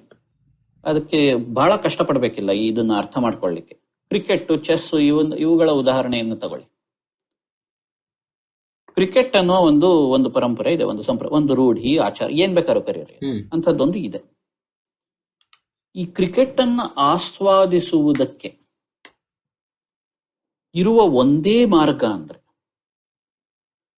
ಈ ಕ್ರಿಕೆಟ್ಟಿನ ಸಂಪ್ರದಾಯದ ಒಳಕ್ಕೆ ಬರೋದು. ಒಂದೋ ಆಟಗಾರರಾಗಿ ಬರಬೇಕು, ಇಲ್ಲ ಸ್ವಲ್ಪ ನಾಲೆಜಬಲ್ ಆದ ನೋಡುಗರಾಗಿ ಬರಬೇಕು, ಅಥವಾ ಕಾಮೆಂಟೇಟರ್ ಆಗಿ, ಹೇಗೋ ಅಂತೂ you will have to gain access to this tradition. ನಿಮಗೆ ಈ ಪರಂಪರೆಯ ಒಳಕ್ಕೆ ಪ್ರವೇಶ ಸಿಕ್ಕ ಮೇಲಷ್ಟೇ ಮಿಕ್ಕೆಲ್ಲ ಪ್ರಶ್ನೆಗಳು. ಆ ಪ್ರಶ್ನೆ ಈ ಪರಂಪರೆಯ ಹೊರಗೆ ಆ ಪ್ರಶ್ನೆಯನ್ನ ಕೇಳಲಿಕ್ಕೆ ಸಾಧ್ಯವೇ ಇಲ್ಲ. ಅದಕ್ಕೆ ಅಲ್ವಾ ಸಾಮಾನ್ಯವಾಗಿ ನಮ್ಮ ಮನೆಗಳಲ್ಲೆಲ್ಲ ಆಗತ್ತೆ ನೋಡಿ, ಸ್ಕೂಲ್ ಮಕ್ಕಳೆಲ್ಲ ಕೂತ್ಕೊಂಡು ಆ ಕ್ರಿಕೆಟ್ ಮ್ಯಾಚ್ ನೋಡ್ತಾ ಇರ್ತಾರೆ, ಅದು ನಾಳೆ ಪರೀಕ್ಷೆ ಇದೆ ಆದ್ರೂ ನೋಡ್ತಾ ಇರ್ತಾರೆ. ಆದ್ರೆ ಈ ಅಮ್ಮಂದ್ರಿಗೆ, ಅಪ್ಪಂದ್ರಿಗೆ, ಅಥವಾ ಇನ್ಯಾರಿಗೋ ಕ್ರಿಕೆಟ್ ನೋಡದೆ ಇರೋರ್ಗೆ, ಗೊತ್ತಿಲ್ಲದೆ ಇರೋರ್ಗೆ, ಇವ್ರು ಯಾಕಿಷ್ಟು ಇದ್ರ ಬಗ್ಗೆ ತಲೆ ಕೆಡಿಸ್ಕೊತಿದ್ದಾರೆ ಅಂತ ಗೊತ್ತೇ ಆಗೋದಿಲ್ಲ. ಯಾಕಂದ್ರೆ ಅವರು ಈ ಪ್ರಾಕ್ಟೀಸಿನ ಒಳಗಿಲ್ಲ. ನಾವು ಏನ್ ಹೇಳ್ತಾ ಇದ್ದೀವಿ ಒಟ್ಟಾರೆಯಾಗಿ ಅಂದ್ರೆ, ಆಕ್ಸೆಸಿಂಗ್ ಎ ಟ್ರೆಡಿಷನ್, ಒಂದು ಟ್ರೆಡಿಷನ್ ಅನ್ನ ಅರ್ಥ ಮಾಡ್ಕೊಳ್ಳೋದು, ಒಂದು ಟ್ರೆಡಿಷನ್ ನಿಂದ ಭಾಗವಾಗಿರೋದು ಅಂದ್ರೆ ಒಂದು ಫುಟ್ಬಾಲ್ ಕ್ಲಬ್ಬಿನ ಅಥವಾ ಒಂದು ಎಲೆಕ್ಟ್ರಲ್ ಪಾರ್ಟಿಯ ಭಾಗವಾಗಿರೋದು ಅಂತಲ್ಲ. ಅದು ವೋಟ್ ಮಾಡಿಯೋ ಅಥವಾ ನಾನು ನಾಳೆಯಿಂದ ಇದರ ಭಾಗವಾಗಿರ್ತೀನಿ ಹಾಗಲ್ಲ. ಅದು ಒಂದು ಟ್ರೆಡಿಷನ್ನಿನ ಭಾಗವಾಗಿರೋದು ಅಂದ್ರೆ ನೀವು ಯಾವ ರೀತಿಯ ವ್ಯಕ್ತಿ ಅನ್ನೋದನ್ನೇ ಬದಲಾಯಿಸೋದು ಅಂತ. It is a self constitutive relation. ಟ್ರೆಡಿಷನ್ನಿಗೂ ವ್ಯಕ್ತಿಗೂ ನಡುವೆ ಇರುವ ಸಂಬಂಧ ಪರಸ್ಪರ ನಿರ್ಮಾತೃವಿನ ಸಂಬಂಧ. The tradition has constituted me as I have participated in the constitution of the tradition. There is no access to the tradition without this. But access ಅಂತ ಒಂದ್ ನೋಡ್ಬೋದು, ಆದ್ರೆ ಅದೇ ತರ ಇಂಪೋಸು ಆಗತ್ತಲ್ವಾ? ಅಂದ್ರೆ ಬೇರೆ ಒಂದು ತರ ಇಂಪೋಸ್ ಅಂದ್ರೆ ನೀವು ಯಾವ ಕುಟುಂಬದಲ್ಲಿ ಹುಟ್ಟು ಬೆಳೆದಿದ್ದೀರೋ, ನಿಮ್ಮ ತಂದೆ ತಾಯಿ ಆಗ್ಲಿ, ನಿಮ್ಮ ದೊಡ್ಡವರಾಗ್ಲಿ, ನಿಮ್ ಸಮುದಾಯದಲ್ಲಿ ಯಾರಿದಾರೋ ಆ ಟ್ರೆಡಿಷನ್ ಅಲ್ಲಿ ನಿಮ್ಮನ್ನ ಬೆಳೆಸ್ತಾರೆ. ಅದು ನಿಮಗೆ ಇಷ್ಟ ಆಗ್ಲಿಲ್ಲ ಅಂದ್ರೆ ಅದು ಸ್ವಲ್ಪ ಇಂಪೋಸು ಮಾಡ್ತಾರೆ. ಇದು ಒಂಥರ ಆಕ್ಸೆಸ್ ಅನ್ಬೋದು, ಇಲ್ಲ ಇಂಪೋಸಿಷನ್ ಅನ್ಬೋದು, ಗೊತ್ತಿಲ್ಲ. ಎರಡನೇದು ಅಂದ್ರೆ ಯಾವಾಗ ಇದು ನಾವು ಒಂದು ಮಾಡ್ತೀವಿ ಆದ್ರೆ ಬೇರೆಯವ್ರನ್ನ ಇದನ್ನ ಮಾಡೋಕ್ ಬಿಡೋಲ್ಲ, ಇಲ್ಲ ಸೊ ಆ ತರ ಒಂದು ಇಂಪೋಸಿಷನ್ ಆಗತ್ತಲ್ವಾ. ಸೊ ಆಕ್ಸೆಸ್ ಇಲ್ಲದೆ ಇರಬಹುದು, ಬೇರೆ ಜನಕ್ಕೆ ಪರಿಣಾಮಗಳು ಅಂತೂ ದಿನ ಕಾಣಿಸಬಹುದು.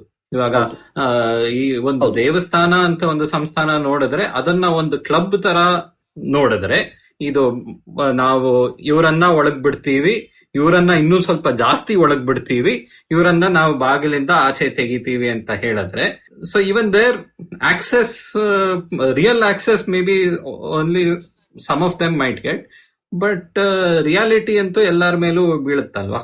ಇಲ್ಲಿ ಎರಡು ವಿಚಾರಗಳನ್ನ ಹೇಳಿದ್ರಲ್ಲ, ಎರಡನ್ನೂ ಸ್ವಲ್ಪ ಗಮನಿಸಬೇಕು. ಒಂದು, ಸಂಪ್ರದಾಯಗಳ ಇಂಪೋಸಿಷನಲ್ ಕ್ಯಾರೆಕ್ಟರ್. ನೀವು ಬೇಡ ಅಂದ ತಕ್ಷಣ ನಿಮ್ಮ ಅಪ್ಪ ಅಮ್ಮ ಬಿಡಲ್ಲ ನಿಮ್ನ, ನೀವು ಮಾಡೋದ್ ಮಾಡ್ಲೇಬೇಕು. ಇನ್ನೊಂದು, ಸಂಪ್ರದಾಯಗಳ ಎಕ್ಸ್ಕ್ಲೂಸಿವ್. ಎಲ್ರೂ ಎಲ್ಲಾ ಸಂಪ್ರದಾಯಗಳಲ್ಲೂ ಸಮಾನವಾದ ಭಾಗಿ. ಎಲ್ಲ ಸಂಪ್ರದಾಯಗಳ ಲಕ್ಷಣವೇ ಇದು. ಅಂದ್ರೆ ನೀವು ಒಂದಲ್ಲ ಒಂದು ಸಂಪ್ರದಾಯದ ಭಾಗವಾಗಿಯೇ ಸೋಷಲೈಸ್ ಆಗ. ಈ ಸಂಪ್ರದಾಯದಲ್ಲಿ ಏನೋ ಒಂದು ದೋಷ ಇರ್ಬೋದು, ಇನ್ನೊಂದು ಸಂಪ್ರದಾಯದಲ್ಲಿ ಇನ್ನೇನೋ ದೋಷ ಇರ್ಬೋದು, ಅವೆಲ್ಲ ನಂತರದ ಮಾತುಗಳು. ಆದ್ರೆ ಸೋಷಲೈಸೇಷನ್ ಅಂದ್ರೆ ಒಂದು ರೀತಿಯ ಎಜುಕೇಶನ್. ಅದು ಸ್ಕೂಲು ಕಾಲೇಜಿನಲ್ಲಿ ಆಗೋದಲ್ಲ, ಸಂಪ್ರದಾಯಗಳ ಒಳಗೆ ಆಗುವಂತ. ಮತ್ತು ಯಾವ ರೀತಿಯ ಎಜುಕೇಶನ್ ಆದ್ರೂ it is an imposition. It is a logical correlative of tradition that there will be some imposition. ಅದರಲ್ಲಿ ಯಾವ ಮಟ್ಟದ ಇಂಪೊಸಿಷನ್ ನಂತರ ನಾವು ಅಂಥ ಇಂಪೊಸಿಷನ್ ಅನ್ನ ಒಪ್ಕೋಬಾರ್ದು. ಅದು ಲೆವೆಲ್ಲಿನ ಪ್ರಶ್ನೆ, ಥ್ರೆಶೋಲ್ಡಿನ ಪ್ರಶ್ನೆ. ಅದು ಲೆವೆಲ್ಲಿನ ಪ್ರಶ್ನೆನೇ ಹೊರತು ಕೈಂಡ್ ಪ್ರಶ್ನೆ ಅಲ್ಲ. It is not a question of kinds of imposition, it's a question of levels of imposition. ಅದೇ ರೀತಿಯಲ್ಲಿ ಎಕ್ಸ್ಕ್ಲೂಷನ್ ಕೂಡ.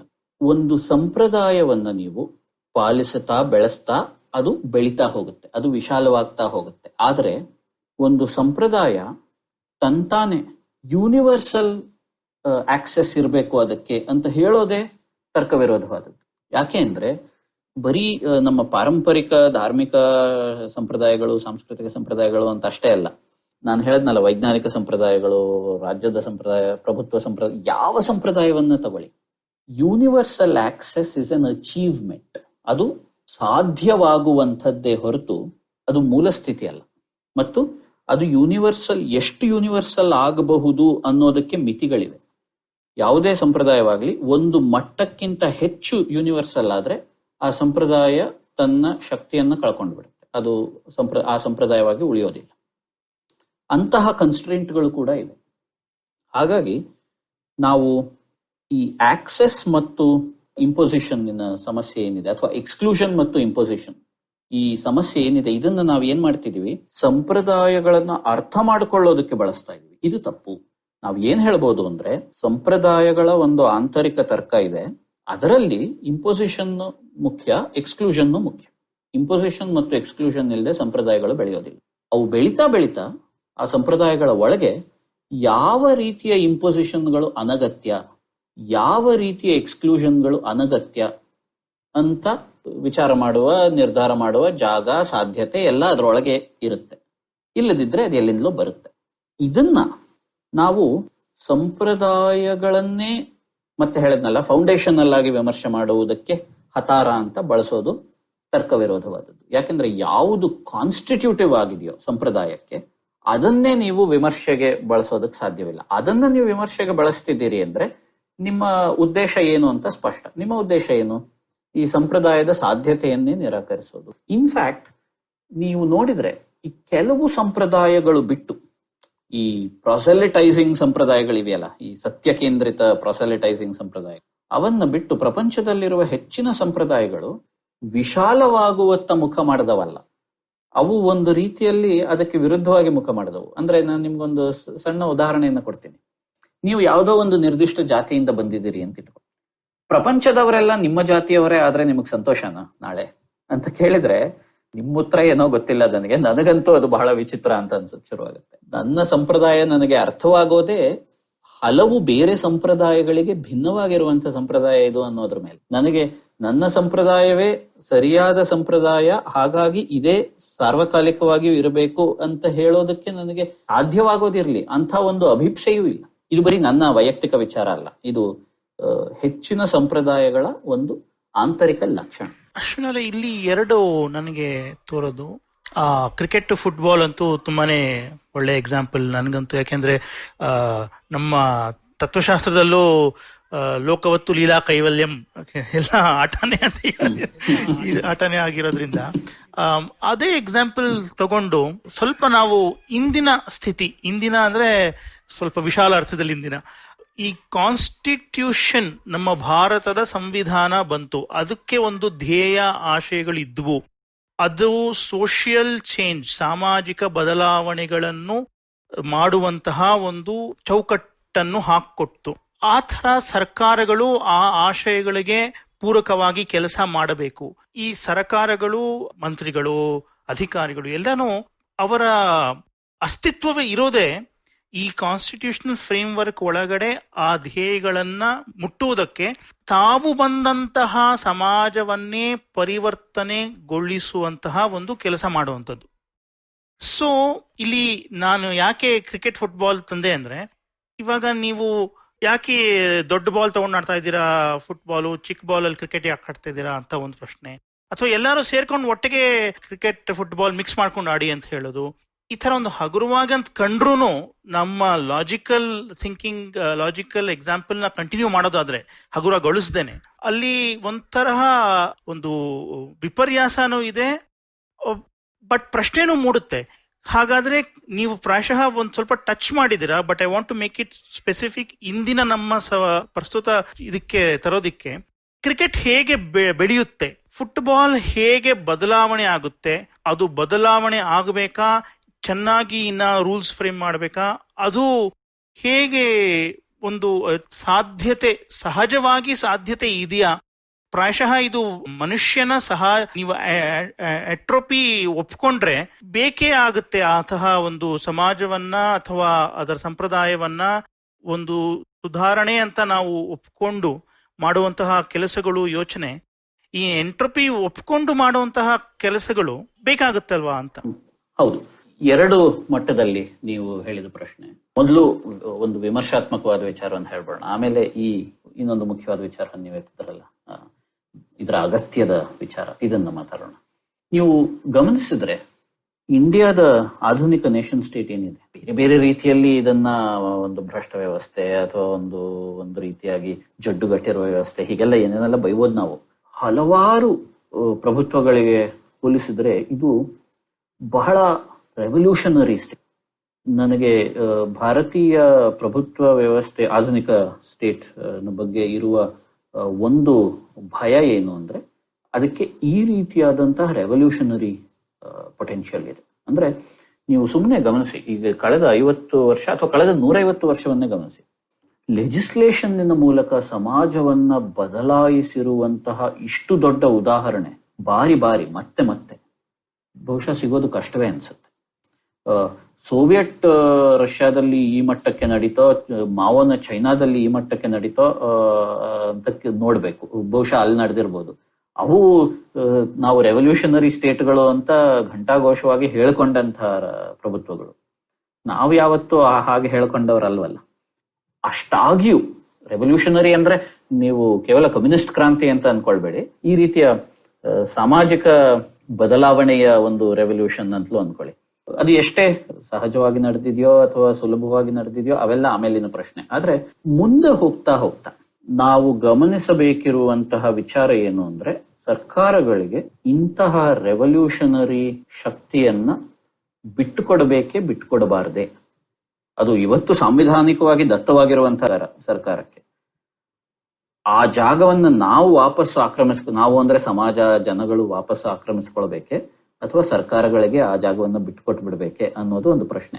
ಆ ಪ್ರಶ್ನೆಗೆ ಹಲವಾರು ಬೇರೆ ಆಯಾಮಗಳು ಇತ್ತೀಚೆಗೆ ಸೇರ್ಕೊಂಡಿದೆ. ಯಾಕೆಂದ್ರೆ ಆಧುನಿಕ ಸಮಾಜಗಳು ಎಷ್ಟು ಸಂಕೀರ್ಣವಾಗಿವೆ, ಬೇರೆ ಬೇರೆ ಸಂಕೀರ್ಣ ವ್ಯವಸ್ಥೆಗಳನ್ನ ಕೂಡಿಕೊಂಡಿರುವಂತದ್ದು. ಹಾಗಾಗಿ ಯಾವುದೇ ಒಂದು ನಿರ್ದಿಷ್ಟ ಸಮುದಾಯ ಅಥವಾ ವ್ಯವಸ್ಥೆ ಅಥವಾ ಜನ ಅಥವಾ ಜಾತಿ ಇದನ್ನ ನಿಭಾಯಿಸ್ಲಿಕ್ಕೆ ಆಗೋದಿಲ್ಲ. ಸರ್ಕಾರದಂತ ಒಂದು ಮ್ಯಾಸಿವ್ ಬ್ಯೂರೋಕ್ರೆಟಿಕ್ ವ್ಯವಸ್ಥೆ ಬೇಕಾಗುತ್ತೆ. ಅವೆಲ್ಲ ಇದೆ. ಆದ್ರೆ ಇನ್ ಪ್ರಿನ್ಸಿಪಲ್ ಇದನ್ನ ಹೇಗೆ ನಾವು ಗಮನಿಸಬೇಕು ಅನ್ನುವ ಪ್ರಶ್ನೆಯನ್ನು ಮುಂದಕ್ಕೆ ಹೆಚ್ಚಾಗ್ತಾ ಹೋಗುತ್ತೆ. ಒಂದು ರೀತಿಯಲ್ಲಿ ನಾವು ಯುರೋಪಿನಿಂದ, ಅಮೆರಿಕದಿಂದ ಕಲಿಬೇಕಾಗಿರುವ ಪಾಠ ಏನಾದ್ರು ಇದ್ರೆ ಬಹುಶಃ ಅದು ಸರ್ಕಾರ ಸಮಾಜವನ್ನ ಬದಲಾಯಿಸುವ ಅಧಿಕಾರವನ್ನ ಎಷ್ಟರ ಮಟ್ಟಿಗೆ, ಈ ಒಂದು ರೀತಿಯ ಒಂದು ಸೋಷಿಯಲ್ ಕಾಂಟ್ರಾಕ್ಟ್ ಅನ್ನ ಯಾವ ರೀತಿಯಲ್ಲಿ ನಾವು ಅರ್ಥ ಮಾಡ್ಕೊಳ್ಬೇಕು ಅನ್ನುವ ಪ್ರಶ್ನೆ. ಎರಡನೇ ಪ್ರಶ್ನೆ ನೀವು ಹೇಳಿದ್ದು ಸಮಾಜದಲ್ಲಿರುವಂತಹ ಸಮಸ್ಯೆಗಳನ್ನ ಪರಿಹಾರ ಮಾಡಬೇಕಾದ ಅಗತ್ಯ ಹುಟ್ಟುತ್ತಲ್ಲ ಅಂತ. ಸಮಾಜದಲ್ಲಿರುವ ಸಮಸ್ಯೆಗಳನ್ನ ಪರಿಹಾರ ಮಾಡೋದು, ಅದರ ಬಗ್ಗೆ ಯಾರಿಗೂ ಆಕ್ಷೇಪ ಇರೋದಿಲ್ಲ ಅನ್ಸುತ್ತೆ. ಆದ್ರೆ ಗಮನಿಸಿ, ನಾವು ಸಮಾಜ ಸುಧಾರಣೆ ಅಂತ ಹೇಳಿ ಮಾತಾಡ್ತಿರುವ ಹಲವಾರು ವಿಚಾರಗಳು ಸಮಸ್ಯೆಗಳು ಅಂತ ಮೇಲ್ನೋಟಕ್ಕೆ ನಮ್ಮ ಅನುಭವಕ್ಕೆ ಕಾಣದೇ ಇರುವಂಥವು. ಈ ಶಬರಿಮಲೆ ಉದಾಹರಣೆಯನ್ನೇ ತಗೊಳ್ಳಿ. ಕಾಂಟ್ರವರ್ಸಿ ಶುರುವಾಗಿದ್ದು ಯಾವಾಗ? ಈಗ ಒಂದು 2 ವರ್ಷದಿಂದ. ಅದಕ್ಕೆ ಮುಂಚೆ ನಮಗೆ ಯಾರಿಗೂ ಇದೊಂದು ಸಮಸ್ಯೆ ಅಂತ ಅನ್ಸೇ ಇರ್ಲಿಲ್ಲ ಅಲ್ವಾ? ಈಗ ನೀವು ಹೇಳ್ಬೋದು, ಇಲ್ಲ ಅಲ್ಲಿವರೆಗೂ ಗೊತ್ತಾಗಿರ್ಲಿಲ್ಲ, ಆಮೇಲೆ ಗೊತ್ತಾಯ್ತು. ಅದನ್ನೇ ಇನ್ನೂ ಒಂದ್ ಸ್ವಲ್ಪ ವಿಚಾರಿಸಿ. ಅಲ್ಲಿವರೆಗೂ ಗೊತ್ತಾಗಿರ್ಲಿಲ್ಲ, ಆಮೇಲೆ ಗೊತ್ತಾಯ್ತು ಅಂದ್ರೆ ಏನ್ ಗೊತ್ತಾಯ್ತು ನಿಮ್ಗೆ? ಹೇಗ್ ಗೊತ್ತಾಯ್ತು ಅಂತ ಕೇಳಿದ್ರೆ, ಇವತ್ತಿಗೂ ನಮಗೆ ಆ ನಿರ್ದಿಷ್ಟ ರೂಢಿಯ ಆಚಾರದ ಅದರಿಂದ ಉಂಟಾಗುತ್ತಿರುವಂತಹ ಕೆಟ್ಟ ಪರಿಣಾಮ ಏನು ಅಂತ ಗೊತ್ತಾಗಿಲ್ಲ. ನಮಗೇನು ಗೊತ್ತಾಗಿದೆ ಅಂದ್ರೆ, ಯಾವುದೋ ಒಂದು ಟ್ರೆಡಿಷನ್ ಅನ್ನ, ಯಾವುದೋ ಒಂದು ಸಂಪ್ರದಾಯವನ್ನ ಒಂದು ಬೇರೆ ಫ್ರೇಮ್ವರ್ಕ್ ಇಂದ ನೋಡುವಂತಹ ಒಂದು ಕ್ರಮ ಗೊತ್ತಾಗುತ್ತೆ. ಬೇರೆ ಫ್ರೇಮ್ವರ್ಕ್ ಅಂದ್ರೆ ಯಾವುದು? ಶಬರಿಮಲೆಯ ಅಯ್ಯಪ್ಪ ಸ್ವಾಮಿಯ ಟ್ರೆಡಿಷನ್ ಅನ್ನು ಕೂಡ ಒಂದು ಸಿವಿಕ್ ರೈಟ್ಸ್ ಇಶ್ಯೂ ಅನ್ನಾಗಿ ನೋಡಬಹುದು ಅನ್ನುವ ಒಂದು ಹೊಸ ಫ್ರೇಮ್ವರ್ಕ್ ಬಂದಿದೆ. ಸೊ ನೀವು ಸಮಸ್ಯೆಯನ್ನ ಪರಿಹಾರ ಮಾಡುವ ಕ್ರಮದಲ್ಲಿ ಇಲ್ಲ. ನೀವೇನ್ ಮಾಡ್ತಿದ್ದೀರಿ ಅಂದ್ರೆ ಒಂದು ಆ ರೂಢಿಯನ್ನ, ಒಂದು ಸಂಪ್ರದಾಯವನ್ನ ಇನ್ನೊಂದು ಫ್ರೇಮ್ವರ್ಕ್ ನ ಮೂಲಕ ನೋಡ್ತಾ ಇದ್ದೀರಿ. ಇದು ಗಮನಿಸಿ. ವಿಜ್ಞಾನದಲ್ಲೂ ಒಂದು ರೀತಿಯ ಒಂದು ಹ್ಯೂರಿಸ್ಟಿಕ್ ಇದೆ. ಯಾವುದೋ ಒಂದು ನಿರ್ದಿಷ್ಟ ಸಮಸ್ಯೆಯನ್ನ ಪರಿಹರಿಸುವುದಕ್ಕೆ, ಒಂದು ಕಾಗ್ನಿಟಿವ್ ಸಮಸ್ಯೆಯನ್ನ ಪರಿಹರಿಸುವುದಕ್ಕೆ ನಾವು ಥಿಯರಿಗಳನ್ನ ಕಟ್ತೀವಿ ವಿನಃ ಯಾವುದೋ ಒಂದು ಪರ್ಸ್ಪೆಕ್ಟಿವ್ ಇದೆ ಅನ್ನುವ ಕಾರಣಕ್ಕಾಗಿ ಸಮಸ್ಯೆಯನ್ನ ಹುಟ್ಟುಹಾಕು. ಇನ್ಫ್ಯಾಕ್ಟ್ ಕಾನೂನಿನಲ್ಲೂ ಇಂಥದ್ದೊಂದು, ಕಾನೂನಿನಲ್ಲಷ್ಟೇ ಅಲ್ಲ, ಬಿಬ್ಲಿಕಲ್ ಹರ್ಮನ್ಯೂಟಿಕ್ಸ್ ನಲ್ಲೂ ಇಂಥದ್ದೊಂದು ಹ್ಯೂರಿಸ್ಟಿಕ್ ಇದೆ ಬೇರೆ ರೀತಿಯಲ್ಲಿ. ಅದೇನು ಅಂದ್ರೆ, ಈಗ ಬೈಬಲ್ ಅನ್ನು ತಗೊಳ್ಳಿ, ಅದು ಬೇರೆ ಬೇರೆ ಕಡೆ ಬೇರೆ ಬೇರೆ ವಿಚಾರಗಳನ್ನು ಹೇಳುತ್ತೆ. ಅದು ಒಂದಕ್ಕೊಂದು ಸ್ವಯಂ ವೈರುಧ್ಯದಿಂದ ಕೂಡಿದೆ ಅಂತ ಅನ್ಸುತ್ತೆ. ಬೈಬಲ್ ಹರ್ಮನ್ಯೂಟಿಕ್ಸ್ ನ ಒಂದು ನಿಯಮ ಏನಂದ್ರೆ, ಈ ರೀತಿಯ ಸ್ವಯಂ ವೈರುಧ್ಯಗಳನ್ನ ಕುರಿತು ವ್ಯಾಖ್ಯಾನವನ್ನ ಮಾಡಬಾರದು. ಯಾವಾಗ ಮಾಡಬೇಕು? ಈ ಸ್ವಯಂ ವೈರುಧ್ಯಗಳು ನಮ್ಮ ನಿತ್ಯ ಜೀವನದಲ್ಲಿ, ಒಬ್ಬ ಒಳ್ಳೆಯ ಕ್ರಿಶ್ಚಿಯನ್ ಆಗಿರುವಂತಹವನ ನಿತ್ಯ ಜೀವನದಲ್ಲಿ ಸಮಸ್ಯೆಗಳನ್ನ ತಂದಾಗಷ್ಟೇ ಅದಕ್ಕೆ ವ್ಯಾಖ್ಯಾನ ಮಾಡಬೇಕೇ ಹೊರತು ಅನಗತ್ಯವಾಗಿ ಅದನ್ನ ವ್ಯಾಖ್ಯಾನ ಮಾಡಕ್ ಹೋಗಬಾರದು ಅನ್ನುವಂಥದ್ದು ಒಂದು ಹ್ಯೂರಿಸ್ಟಿಕ್ ರೂಲ್. ಕಾನ್ಸ್ಟಿಟ್ಯೂಷನಲ್ ಲಾನಲ್ಲೂ US ಸುಪ್ರೀಂ ಕೋರ್ಟ್ಗಳು ಮತ್ತೆ ಅದನ್ನ ಹೇಳಿವೆ. ಯಾವುದೋ ಇಲ್ಲೊಂದು ಕಾನೂನು ಇದೆ, ಯಾವುದೋ ಅಲ್ಲೊಂದು ಕಾನೂನು ಇದೆ. ಆ ಎರಡು ಕಾನೂನುಗಳು ಒಂದು ರೀತಿ ಸ್ವಯಂ ವೈರುಧ್ಯ ಇದೆ ಅಂತ ನಿಮಗೆ ಅನ್ಸಿದ ತಕ್ಷಣ ಅದನ್ನ ಸರಿ ಮಾಡಕ್ ಹೋಗೋದಲ್ಲ. ಯಾಕೆಂದ್ರೆ ಈ ಕಾನೂನು ಯಾವುದೋ ಯಾವುದೋ ಒಂದು ಸಮಸ್ಯೆಯನ್ನು ಪರಿಹರಿಸಿಕೊಂಡು ಬಂದಿರೋ ಸಂಪ್ರದಾಯದ ಭಾಗವಾಗಿ ಬಂದಿದೆ. ಇನ್ಯಾವುದೋ ಕಾನೂನು ಇನ್ಯಾವುದೋ ಸಮಸ್ಯೆಯನ್ನು ಪರಿಹರಿಸಿಕೊಂಡು ಬಂದಿರೋ ಸಂಪ್ರದಾಯದ ಭಾಗವಾಗಿ ಬಂದಿದೆ. ನೀವು ಅದರಲ್ಲಿ ಯಾವುದೋ ಒಂದನ್ನು ತೆಗೆದಾಕ್ತೀನಿ, ಇನ್ನೊಂದನ್ನು ಸೇರಿಸ್ತೀನಿ, ಜೋಡಿಸ್ತೀನಿ, ಬಿಡಿಸ್ತೀನಿ, ಹೀಗೆಲ್ಲ ಮಾಡಬಾರ್ದು.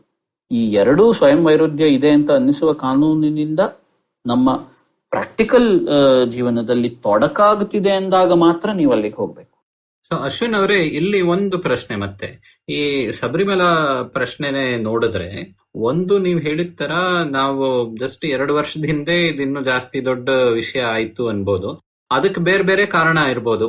ಯಾರಿಗದು ತೊಂದರೆ ಆಗಿತ್ತೋ ಅವ್ರಿಗೆ ಮಾತಾಡೋ ಶಕ್ತಿ ಇಲ್ಲದೆ ಇರ್ಬೋದು. ಮುಂಚೆ ಇದು ಒಂದು ಸಮಸ್ಯೆ ಇಲ್ಲ, ಈ ತರ ಒಂದು ಪ್ರೊಟೆಸ್ಟ್ ಇನ್ಕ್ಯುಬೇಷನ್ ಪೀರಿಯಡ್ ಎಷ್ಟು ದೊಡ್ಡದಾಗಿರ್ಬೇಕು ಅಂತ ಹೇಳೋದು ಕಷ್ಟ. ಒಂದೊಂದು ತರ ಪ್ರಾಬ್ಲಮ್ಸ್ ಒಂದು 100 ವರ್ಷದಿಂದ ಜನ ಮಾತಾಡ್ಕೊಂಡು ಬರ್ತಾ ಇರ್ಬೋದು. ಒಂದೊಂದು ಬೇರೆ ಬೇರೆ ಕಾರಣದಿಂದ ಒಂದು ಲೆವೆಲ್ಗೆ ನಮ್ಗೆ ಎಲ್ಲರಿಗೂ ತಿಳಿಬಹುದು. ಅದೊಂದು ಪ್ಲಸ್ ಅವರು ಯೂಸ್ ಮಾಡಿರೋ ವೆಹಿಕಲ್, ಈ ನೀವ್ ಹೇಳಿದ್ರಲ್ಲ, ಈ ಸಿವಿಕ್ ರೈಟ್ಸ್ ಇಟ್ಕೊಂಡು ನಮ್ಮ ಕೋರ್ಟ್ಗೆ ಹೋಗಿ ನಿರ್ಣಯ ತಗೊಂಡು, ಅದೊಂದು ಒನ್ ಟೈಪ್ ಆಫ್ ಸೊಲ್ಯೂಷನ್ ಅದು ಈ ಪ್ರಾಬ್ಲಮ್ ಅಲ್ವಾ. ಅಂಡ್ ಆ ಸೊಲ್ಯೂಷನ್ ಬಿಕಾಸ್ ಇದು ಔಟ್ಸೈಡ್ ಇಂದ ಬರೋದ್ರಿಂದ ಅದಕ್ಕೆ ಅದರದೇ ಪ್ರಾಬ್ಲಮ್ಸ್ ಇದೆ. But my point is, we should separate the two ಅಲ್ವಾ. ಯಾಕಂದ್ರೆ ಇದು there might be a real cause and a real injury. ತುಂಬಾ ಜನರು ಭಕ್ತರಾಗಿರ್ಬೋದು, ಅವ್ರ ಮನೆಯಲ್ಲಿ ಎಷ್ಟೋ ಜನ ಅಯ್ಯಪ್ಪರ ಪೂಜೆ ಮಾಡ್ತಾ ಇರ್ಬೋದು. ನನಗೇನಕ್ ಮಾಡಕ್ಕೆ ಹಕ್ಕಿಲ್ಲ, ನಾ ಬರೀ ಹೆಂಗಸಾಗಿದ್ದೀನಿ ಅಂತ ತುಂಬಾ ಜನರ ಮನಸ್ಸಲ್ಲಿ ಇದ್ದಿರಬಹುದು ಅಲ್ವಾ. ಅದು ಫಾರ್ ಬೆಟರ್ ಆರ್ ವರ್ಸ್ ಇಂಡಿಯಾನಲ್ಲಿ ನಾವು ಲೀಗಲ್ ಸೊಲ್ಯೂಷನ್ ಹೊರಟೋಗ್ತೀವಿ. ಇಲ್ಲಿ ಸಮಸ್ಯೆ ಇರೋದು ಲೀಗಲ್ ಸೊಲ್ಯೂಷನ್ ಅನ್ನಲ್ಲ, ಅದಕ್ಕಿಂತಲೂ ಆಳವಾಗಿ ಇನ್ನೊಂದರಲ್ಲಿ ಸಮಸ್ಯೆ ಇರೋದೇನಂದ್ರೆ, ನೀವು ಅದು ಪ್ರಾಬ್ಲಮ್ ಅಂತ ಹೇಳಿದ್ರಲ್ಲ, ಅಲ್ಲಿ ಒಂದು ಪ್ರಾಬ್ಲಮ್ ಇದೆ ಅನ್ನುವುದನ್ನ ನೀವು ಒಂದು ರೀತಿಯಲ್ಲಿ ಒಂದು ಗೃಹೀತವಾಗಿ ತಗೊಂಡು ಬಿಟ್ಟಿದೀವಿ. ನಾನು ಹೇಳ್ತಿರೋದು ಅದೇ, ಅದನ್ನ ಪ್ರಾಬ್ಲಮ್ ಅಂತ ನೀವು ರೀಡಿಫೈನ್ ಮಾಡೋದಕ್ಕೂ ಸಂಪ್ರದಾಯಗಳ ಫೌಂಡೇಶನಲ್ ವಿಮರ್ಶೆಯ ಅಗತ್ಯ ಇದೆ. ಆ ಫೌಂಡೇಶನಲ್ ವಿಮರ್ಶೆ ಮಾಡದೆ ಅದನ್ನ ಪ್ರಾಬ್ಲಮ್ ಅಂತ ರೀಡಿಫೈನ್ ಮಾಡೋದಕ್ಕೆ ಸಾಧ್ಯವೇ ಇಲ್ಲ. ಮತ್ತು ಫೌಂಡೇಶನಲ್ ವಿಮರ್ಶೆ ಅನ್ನೋದು ಸಂಪ್ರದಾಯಗಳನ್ನ ಪಾಲಿಸುವ ಅಥವಾ ಪಾಲಿಸದೇ ಇರುವ ಅಥವಾ ಅದರ ನಿರ್ದಿಷ್ಟವಾದ ಪರಿಣಾಮಗಳು ಇವುಗಳಿಗೆ ಸಂಬಂಧಪಟ್ಟಿರುವಂತದ್ದಲ್ಲ. ವಿಚ್ ಮೀನ್ಸ್ ಅಲ್ಲಿ ಪ್ರಾಬ್ಲಮ್ ಇದೆ, ಅದನ್ನ ಪರಿಹರಿಸೋದು ಹೇಗೆ ಅಂತ ಹೋಗೋದು 2ನೇ ಹಂತದ ಸಮಸ್ಯೆ. ಅದು ನಾನು ಹೇಳ್ತಿರೋದು 1ನೇ ಹಂತದ ಸಮಸ್ಯೆ ಬಗ್ಗೆ. ಅಯ್ಯಪ್ಪ ಸ್ವಾಮಿಯ ಶಬರಿಮಲೆಯ ಸಂಪ್ರದಾಯವನ್ನ ಒಂದು ಪ್ರಾಬ್ಲಮ್ ಆಗಿ ನೋಡುವುದಕ್ಕೇನೆ ನೀವು ಸಂಪ್ರದಾಯಗಳ ಫೌಂಡೇಶನಲ್ ಕ್ರಿಟಿಕ್ ಅನ್ನು ಒಪ್ಕೊಳ್ಬೇಕು.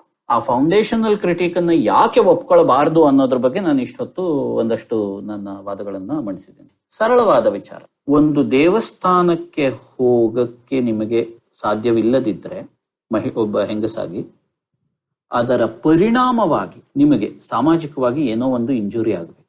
ಆದರೆ ನಮ್ಮ ಸಮಾಜದಲ್ಲಿ ನೀವು ಸ್ಕೂಲ್ಗೆ ಹೋಗಕ್ಕಾಗ್ಲಿಲ್ಲ ಅಂದ್ರೆ ನಿಮಗೆ ವಿದ್ಯೆ ಸಿಗೋದಿಲ್ಲ, ನೀವು ಅವಿದ್ಯಾವಂತರಾಗಿ ಉಳಿದ್ರೆ ನಾವು ನಿಮ್ಮನ್ನ ಸ್ವಲ್ಪ ಅವಮಾನಿಸ್ತೀವಿ. ಇದು ಸರಿ. ಅಂದ್ರೆ ಸ್ಕೂಲ್ಗೆ ಹೋಗೋದನ್ನ ನಾವು ನಿಮಗೆ ತಡೆಯೋದ್ರಿಂದ ಪರಿಣಾಮವಾಗಿ ನಿಮ್ಮ ಸಾಮಾಜಿಕ ಜೀವನದಲ್ಲಿ ಒಂದು ನೆಗೆಟಿವ್ ಇಂಪ್ಯಾಕ್ಟ್ ಆಗುತ್ತೆ. ಮಹಿಳೆಯರು ಶಬರಿಮಲೆ ದೇವಸ್ಥಾನಕ್ಕೆ ಹೋಗುವುದಕ್ಕೆ ಸಾಧ್ಯವಿಲ್ಲ ಅನ್ನುವ ಕಾರಣದಿಂದ ಅದರ ಪರಿಣಾಮವಾಗಿ ಮಹಿಳೆಯರ ಸಾಮಾಜಿಕ ಜೀವನದಲ್ಲಿ ಯಾವ ಸಮಸ್ಯೆ ಆಗುತ್ತೆ? ಏನೂ ಆಗೋದಿಲ್ಲ ಅಲ್ವಾ? ನಾವ್ಯಾರು ನೋಡು ಈ ಹೆಂಗಸು, ಇವಳಿಗೆ ಅಯ್ಯಪ್ಪ ಸ್ವಾಮಿ ದೇವಸ್ಥಾನಕ್ಕೆ ಹೋಗಕ್ಕೂ ಅಧಿಕಾರ ಇಲ್ಲ ಅಂತ ಹಾಗೆ ಮಾತಾಡೋದಿಲ್ಲ ನಾವು. ಇಲ್ಲಿ ಇನ್ನೊಂದನ್ನು ಗಮನಿಸಬೇಕು, ಇದು ಬಹಳ ಬಹಳ ಮುಖ್ಯವಾದ್ದು ಅಂತ ನನಗನ್ಸುತ್ತೆ. ನೀವು ಒಂದು ರೀತಿಯ ಆಧುನಿಕ ಸಮಾಜಶಾಸ್ತ್ರೀಯ ಭಾಷೆಯಲ್ಲೇ ಮಾತಾಡೋದಾದ್ರೆ, ಈ ರೀತಿಯ ವ್ಯವಸ್ಥೆ ಯಾಕಿದೆ, ಯಾಕೆ ಹೆಂಗಸರಿಗೆ ಈ ಯಾವುದೋ ದೇವಸ್ಥಾನದಲ್ಲಿ ಪ್ರವೇಶ ಇಲ್ಲ ಅಂತ ನೀವು ಪ್ರಶ್ನೆ ಕೇಳ್ಕೊತೀರಿ. ಅದಕ್ಕೆ ನೀವು ಉತ್ತರವನ್ನು ಕೊಡ್ತೀರಿ. ಯಾವುದೋ ಒಂದು ರೀತಿಯ ಸ್ತ್ರೀ ಶೋಷಣೆಯ ಕಾರಣದಿಂದಾಗಿ ಇಂತಹ ವ್ಯವಸ್ಥೆ ಉಂಟಾಗಿದೆ ಅಂತ ಹೇಳ್ತೀರಿ. ಆದ್ರೆ ನೆನ್ಪಿಟ್ಕೊಳ್ಳಿ, ಒಂದು ಸಂಪ್ರದಾಯದ ಉಗಮಕ್ಕೆ ಕಾರಣವಾಗಿರುವುದು ಆ ಸಂಪ್ರದಾಯವನ್ನ ನಿರಾಕರಿಸುವುದಕ್ಕೆ ಸಮಜಾಯಿಷಿ ಆಗೋದಿಲ್ಲ. ಆ ಸಂಪ್ರದಾಯವನ್ನ ನಿರಾಕರಿಸೋದಕ್ಕೆ ನೀವು ಬೇರೆಯದೇ ಆದಂತಹ ಪರಿಣಾಮಗಳು ಏನು ಅನ್ನುವ ವಾದವನ್ನು ಮಾಡಬೇಕು. ಅದಕ್ಕೆ ನಮ್ಮ ಮುಂದಿರುವಂತಹ ಅತ್ಯದ್ಭುತವಾದ ಉದಾಹರಣೆ ಅಂದ್ರೆ ಅಮೆರಿಕಾದ US ನ ಎಲೆಕ್ಟ್ರಲ್ ಕಾಲೇಜ್ ವ್ಯವಸ್ಥೆ. ಎಷ್ಟೊಂದು ಜನ ನೀವೇ ನೋಡಿರುವ ಹಾಗೆ US ನಲ್ಲಿರುವ ಎಲೆಕ್ಟರಲ್ ಕಾಲೇಜ್ ವ್ಯವಸ್ಥೆಯನ್ನ ಅಲ್ಲಿನ ರೇಸಿಸಂ ನಿಂದ ಹುಟ್ಟಿದ್ದು ಅಂತ ಹೇಳ್ತಾರೆ. ಬಹುಶಃ ನಿಜ ಇರಬಹುದು, ನನಗೆ ಅದು ಸಂಪೂರ್ಣವಾಗಿ ನಿಜ ಅಂತ ಅನ್ಸಿಲ್ಲ, ಆದ್ರೂ ಅದು ನಿಜ ಅಂತಾನೆ ಇಟ್ಕೊಳ್ಳಿ. ಆದರೆ ರೇಸಿಸಮ್ನ ಕಾರಣದಿಂದ ಹುಟ್ಟಿದ್ದು ಅನ್ನುವ ಕಾರಣಕ್ಕೆ ಎಲೆಕ್ಟ್ರಲ್ ಕಾಲೇಜ್ ಅನ್ನ ನೀವು ನಿರಾಕರಿಸಲಿಕ್ಕೆ ಬರೋದಿಲ್ಲ. ಎಲೆಕ್ಟ್ರಲ್ ಕಾಲೇಜ್ ಅನ್ನು ನಿರಾಕರಿಸಬೇಕು ಅಂದ್ರೆ ನೀವು ಎಲೆಕ್ಟರಲ್ ಕಾಲೇಜ್ ಇರೋದರ ಪರಿಣಾಮವಾಗಿ ನಿರ್ದಿಷ್ಟವಾದ ಹಾನಿ ಉಂಟಾಗ್ತಾ ಇದೆ, ನಿರ್ದಿಷ್ಟವಾದ ಇಂಜುರಿ ಉಂಟಾಗ್ತಿದೆ ಅಂತ ತೋರಿಸ್ಬೇಕು. ಅಶ್ವಿನಿ ಅವರೇ, ನೀವು ತೋರಿಸ್ತಿರೋ ಹಾಗೆ ಇದು ಭಾರತದಲ್ಲೇ ಅಷ್ಟೇ ಅಲ್ಲ, ಬೇರೆ ಸಂಪ್ರದಾಯ ಪದ್ಧತಿ ಪಾಲಿಸ್ಕೊಂಡು ಬರೋ ಸಮಾಜದಲ್ಲಿ ಇದು ಹೆಚ್ಚಾಗಿ ಕಾಣ್ತಿರುವಂತಹ ಪ್ರಾಯಶಃ ಒಂದು ಬೆಳವಣಿಗೆ. ಸೊ ನಾವು ಈ ತರ ದೃಷ್ಟಿಕೋನವನ್ನ ಇನ್ನ ಜಾಸ್ತಿ ನಾವು ಸ್ವಲ್ಪ ಓದಿ ಅರ್ಥೈಸ್ಕೊಳ್ಬೇಕು ಅಂದ್ರೆ ನೀವು ರೆಕಮೆಂಡ್ ಮಾಡೋ ಬುಕ್ಸು ಅಥವಾ ರೈಟರ್ಸು ಯಾರಿದ್ದಾರೆ? ಬಹಳ ಮುಖ್ಯವಾಗಿ ನನಗೆ ಈ ರೀತಿಯ ಚಿಂತನೆಗೆ ಒಂದು ರೀತಿ ಕೊಟ್ಟಂತಹ ಚಿಂತಕ ಅಂದ್ರೆ ರೋಜರ್ ಸ್ಕ್ರೂಟನ್. ಇತ್ತೀಚೆಗಷ್ಟೇ ನಿಧನರಾದಂತಹ ಬ್ರಿಟಿಷ್ ಕನ್ಸರ್ವೇಟಿವ್ ಚಿಂತಕ ಅವರು. ಇಲ್ಲೆಲ್ಲ ಒಂದು ವಿಚಾರವನ್ನ ಹೇಳ್ಬಿಡ್ತೀನಿ. ಇಲ್ಲಿ ಕೆಲವು ನಾನು ಕನ್ಸರ್ವೇಟಿವ್ ಚಿಂತಕರು ಅಂತ ಮತ್ತೆ ನಾನು ಹೇಳ್ತಿರುವ ವಿಚಾರ ಅದು ನಿರ್ದಿಷ್ಟವಾಗಿ ಕನ್ಸರ್ವೇಟಿವ್ ಚಿಂತನೆಯಿಂದ ಬಂದಂತಹ ವಿಚಾರ. ಕನ್ಸರ್ವೇಟಿವ್ ಚಿಂತನೆ ಯಾವ ರೀತಿಯ ಪ್ರಶ್ನೆಗೆ ಉತ್ತರ ಹೇಳ್ತಿದೆ ಅಂದ್ರೆ, ಸಂಪ್ರದಾಯಗಳನ್ನ ನಾವು ಯಾಕೆ ಸಂರಕ್ಷಿಸಬೇಕು ಅನ್ನೋದಕ್ಕೆ ಉತ್ತರ ಹೇಳ್ತಾ ಇದೆ. ನನ್ನ ಪ್ರಶ್ನೆ ಅದಲ್ಲ, ಸಂಪ್ರದಾಯಗಳನ್ನ ಯಾಕೆ ಸಂರಕ್ಷಿಸಬೇಕು ಅನ್ನೋದು ದೊಡ್ಡ ವಿಚಾರ ಅಂತ ನನಗೆ. ಉಳಿಸ್ಬೇಕು ಅಂದ್ರೆ ಅದು ಉಳಿಯುತ್ತೆ ಅಂದ್ರೆ ಉಳಿಯುತ್ತೆ, ಇಲ್ದಿದ್ರೆ ಹೋಗುತ್ತೆ. ಸಂಪ್ರದಾಯಗಳನ್ನ ಅರ್ಥೈಸುವ ಕ್ರಮ, ಸರಿಯಾದ ಕ್ರಮ ಯಾವುದು ಅನ್ನೋದು ನನ್ನ ಪ್ರಶ್ನೆ. ಹಾಗಾಗಿ ನಾನು ಕನ್ಸರ್ವೇಟಿವ್ ಚಿಂತಕರ ಬೆಳಕಿನಲ್ಲಿ ವಿಚಾರಗಳನ್ನ ಅರ್ಥ ಮಾಡ್ಕೊಳ್ತಿದ್ರು ಅವರದ್ದೇ ಕ್ರಮದಲ್ಲಿ ಅರ್ಥ ಮಾಡ್ಕೊಳ್ತಿದ್ದೀನಿ ಅಂತೇನು ನಿರ್ದಿಷ್ಟ. ರೋಜರ್ ಸ್ಕ್ರೂಟನ್ ಅವರು one of the author's. Anybody else? ಇನ್ನೊಬ್ರು ಜೊನಾಥನ್ ಲಿಯರ್ ಅನ್ನುವಂಥವ್ರು ಒಂದು ಅದ್ಭುತವಾದ ಪುಸ್ತಕವನ್ನು ಬರೆದಿದ್ದಾರೆ. ಅದರ ಹೆಸರು ರಾಡಿಕಲ್ ಹೋಪ್ ಅಂತ. ಆ ಪುಸ್ತಕ ಯಾವುದ್ರ ಬಗ್ಗೆ ಅಂದ್ರೆ, ಅಮೆರಿಕನ್ ಇಂಡಿಯನ್ಸ್ ಇದಾರಲ್ಲ, ಇವರು ತಮ್ಮ ಜೀವನ ಪದ್ಧತಿಯನ್ನ ಬಿಟ್ಟುಕೊಟ್ಟು ಅಮೆರಿಕಾದಲ್ಲಿ ಇಂಡಿಯನ್ ರಿಸರ್ವೇಶನ್ಸ್ ಅಂತ ಒಂದಷ್ಟು ಜಾಗಗಳನ್ನ ಸೀಮಿಸಲು ಮಾಡಿ ಅವರಿಗೆ ಕೊಟ್ರಲ್ಲ, ಅಲ್ಲಿಗೆ ಹೋದಾದ್ಮೇಲೆ ಅವರ ಜೀವನ ಏನಾಯ್ತು ಅನ್ನೋದ್ರ ಬಗ್ಗೆ. ಅದರಲ್ಲಿ one of these Indian chiefs ಯಾರಿದ್ದಾನೆ, ಅವನು ಒಂದು ಬಹಳ ಒಳ್ಳೆ ಮಾತನ್ನು ಹೇಳ್ತಾನೆ. ಅಂದ್ರೆ ಬಹಳ ಒಳ್ಳೆಯದು ಅನ್ನೋದಕ್ಕಿಂತ ಬಹಳ ಮಾರ್ಮಿಕವಾದ ಆಳವಾದ ಒಂದು ಮಾತನ್ನು ಹೇಳ್ತಾನೆ. ಬಹಳ ದುರಂತದ ಮಾತದು. ನಾವು ಆ ರಿಸರ್ವೇಶನ್ಗೆ ಹೋದ್ಮೇಲೆ ಏನೂ ಆಗ್ಲಿಲ್ಲ ನಮ್ಮ ಜೀವನದಲ್ಲಿ ಅಂತ. Nothing else happened in our life. ಅಲ್ಲಿಗೆ ನಮ್ಮ ಜೀವನದ ಕಥೆ ಮುಗೀತು. ಇನ್ಫ್ಯಾಕ್ಟ್ ಅವರು ರಿಸರ್ವೇಶನ್ ಒಳಕ್ಕೆ ಹೋದ್ಮೇಲೆ ಅವರ ಜೀವನದ ಹಲವಾರು ಐತಿಹಾಸಿಕವಾಗಿ ಮುಖ್ಯವಾದ ವಿಚಾರಗಳು ನಡೆದಿದ್ದು ನಮ್ಮ ಟೆಕ್ಸ್ಟ್ ಬುಕ್ಗಳ ಪ್ರಕಾರ. ಆದ್ರೆ ಅವನ ಪ್ರಕಾರ ಏನೂ ನಡೀಲಿಲ್ಲ. ಯಾಕೆಂದ್ರೆ ಅವರಿಗೆ ಅವರ ಸಂಪ್ರದಾಯಗಳ ಒಳಗಿಂದ ಜೀವನವನ್ನ ಅರ್ಥ ಮಾಡಿಕೊಳ್ಳುವ ಕ್ರಮವೇ ಹೊರಟು. ಆ ಸಂಪ್ರದಾಯಗಳು ಇರಬೇಕು, ಆ ಸಂಪ್ರದಾಯಗಳು ತಮಗೆ ಕೊಟ್ಟಿದ್ದಂತಹ ಪೋಷಣೆಯ ಸಾಧ್ಯತೆಯೇ ಬಿದ್ದು ಹೋಯ್ತು. ಅಂದ್ಮೇಲೆ ಅವರ ಜೀವನ ಒಂದು ರೀತಿಯಲ್ಲಿ ಸುಮ್ಮನೆ ಬದುಕಿರುವುದು ಅಂತ ಆಯ್ತೇ ಹೊರತು ಜೀವಿಸುವುದು ಅನ್ನುವ ಒಂದು ಆಳವಾದ ಅರ್ಥ ಇದೆಯಲ್ಲ, ಆ ಅರ್ಥವನ್ನ ಕಳ್ಕೊಂಡ್ಬಿಡ್ತು ಅನ್ನುವ ಮಾತನ್ನ ಈ ಜೊನಾಥನ್ ಲಿಯರ್ ಬಹಳ ಚೆನ್ನಾಗಿ ಜೊನಾಥನ್ ಲಿಯರ್ ರಾಡಿಕಲ್ ಹೋಪ್ ಅನ್ನೋದು ಒಂದು. ಎಲ್ಲರೂ ಒಂದು ರೀತಿಯಲ್ಲಿ ಕನ್ಸರ್ವೇಟಿವ್ ಚಿಂತನೆಗೆ ಎಡ್ಮಂಡ್ ಬರ್ಕ್ ನ ಮಾತನ್ನ ತಗೊಳ್ತಾರೆ. ಎಡ್ಮಂಡ್ ಬರ್ಕ್ ಸ್ವಲ್ಪ ಇನ್ನೂ ಐತಿಹಾಸಿಕವಾಗಿ ವಿಶಾಲವಾಗಿ ಇದ್ರ ಬಗ್ಗೆ ತಿಳ್ಕೊಳ್ಬೇಕು ಅಂದ್ರೆ ಬರ್ಕ್ ನ revolution reflections on revolution in France ಅದೊಂದು ರೀತಿಯ ಬಹಳ ಮುಖ್ಯವಾದ ಚಿಂತನೆ. ಅದಲ್ಲದೆ ಮೈಕೆಲ್ ಓಕ್ಶಾಟ್ ಅನ್ನುವ ಬ್ರಿಟಿಷ್ ರಾಜಕೀಯ ತತ್ವಶಾಸ್ತ್ರಜ್ಞ, ಇವನು ಕಲಿಕೆಯ ಬಗ್ಗೆ ಮತ್ತು ಸಂಪ್ರದಾಯದ ಬಗ್ಗೆ ಬಹಳ ಬಹಳ ಸೂಕ್ಷ್ಮವಾಗಿ, ಮೈಕೆಲ್ ಓಕ್ಶಾಟ್ ಇವನ ಹಲವಾರು ಪುಸ್ತಕಗಳು ಇವೆ. ಇವುಗಳು ಎಲ್ಲವೂ ಈ ವಿಚಾರದ ಬಗ್ಗೆ ಸಾಕಷ್ಟು ಮಾತಾಡಿವೆ.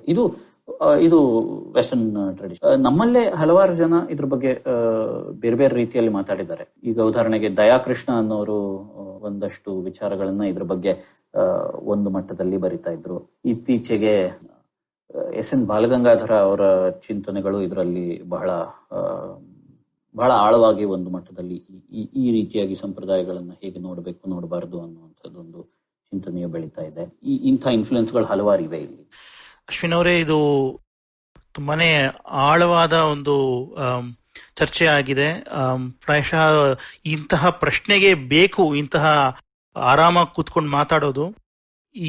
ನೀವು ಹೀಗೆ ತಲೆಹರಟೆ ಪಾಡ್ಕಾಸ್ಟ್ಗೆ ಬರುವಂತಹ ಸಂಪ್ರದಾಯ ಸುಧಾರಿಸದೇ ಇರ್ಲಿ.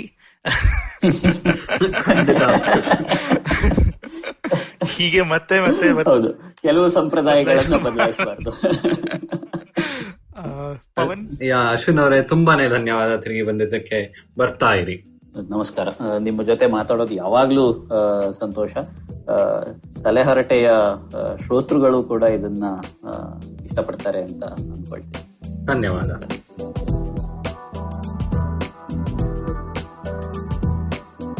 ಇವತ್ತಿನ ಎಪಿಸೋಡ್ ಇಷ್ಟ ಆಯ್ತಾ? ಹೊಸ ಎಪಿಸೋಡ್ ಕೇಳೋದಿಕ್ಕೆ IVM ಪಾಡ್ಕಾಸ್ಟ್ ಆಪ್ ಅಥವಾ ಇನ್ ಯಾವ್ದಾದ್ರೂ ಪಾಡ್ಕಾಸ್ಟ್ ಆಪ್ ಡೌನ್ಲೋಡ್ ಮಾಡಿ ತಲೆ ಹರಟೆ ಕನ್ನಡ ಪಾಡ್ಕಾಸ್ಟ್ಗೆ ಸಬ್ಸ್ಕ್ರೈಬ್ ಮಾಡಿ. ನಾವು ಫೇಸ್ಬುಕ್, ಟ್ವಿಟರ್, ಇನ್ಸ್ಟಾಗ್ರಾಮ್ ಎಲ್ಲಾ ಕಡೆ ಇದ್ದೀವಿ. ಫಾಲೋ ಮಾಡಿ @ಹರಟೆಪಾಡ್ HARATEPOD. ಇನ್ನೂ ಏನಾದ್ರೂ ಹಂಚ್ಕೋಬೇಕಾಗಿದ್ರೆ ಇಮೇಲ್ ಕಳಿಸಿ haratePod@gmail.com. ನಮ್ಮ ಈ ಕನ್ನಡದ ಹೊಸ ಪಾಡ್ಕಾಸ್ಟ್ ಬಗ್ಗೆ ಎಲ್ಲರಿಗೂ ತಿಳಿಸಿ. ಅಣ್ಣ ತಮ್ಮ, ಅಕ್ಕ ತಂಗಿ, ಅಂಕಲ್ ಆಂಟಿ, ಮನೆಯಲ್ಲಿರೋ ಟಾಮಿ, ಊರಲ್ಲಿರೋ ಫ್ರೆಂಡ್ಸು ಎಲ್ಲರಿಗೂ ಹೇಳಿ. ಮುಂದಿನ ವಾರ ಮತ್ತೆ ಭೇಟಿಯಾಗೋಣ. ಧನ್ಯವಾದ.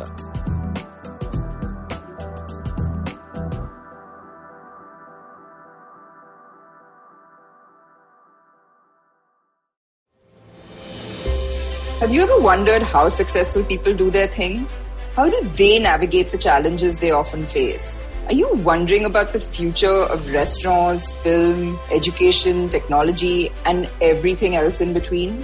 Hi, I'm Gauri Devidayal, best known for being one of the brains behind The Table, an award-winning restaurant in Bombay. One thing my life as a restaurateur has given me is the opportunity to meet with some truly inspiring people, most often just by chatting with strangers at the community table. And that's what this podcast is about. It's about learning the new dimensions of business and understanding how different people swim this sea. It's an opportunity for me to pick their brains and ask them all the questions on my mind, whether it's about learning from their past experiences or talking about future trends. Through their journeys, stories, and insights, I hope you too, like me, will come away inspired and energized. So come, join me every Wednesday with your favorite drink, because this round is on me. Sachin Tendulkar, Virat Kohli, Don Bradman, and now Cyrus Brocha. Okay, probably not in the right company. I mean, Don Bradman is Australian. But it's called Cyrus Says, a wonderful show about everything. Find the show on the IVM Podcast app, ivmpodcast.com, or wherever you listen to podcasts.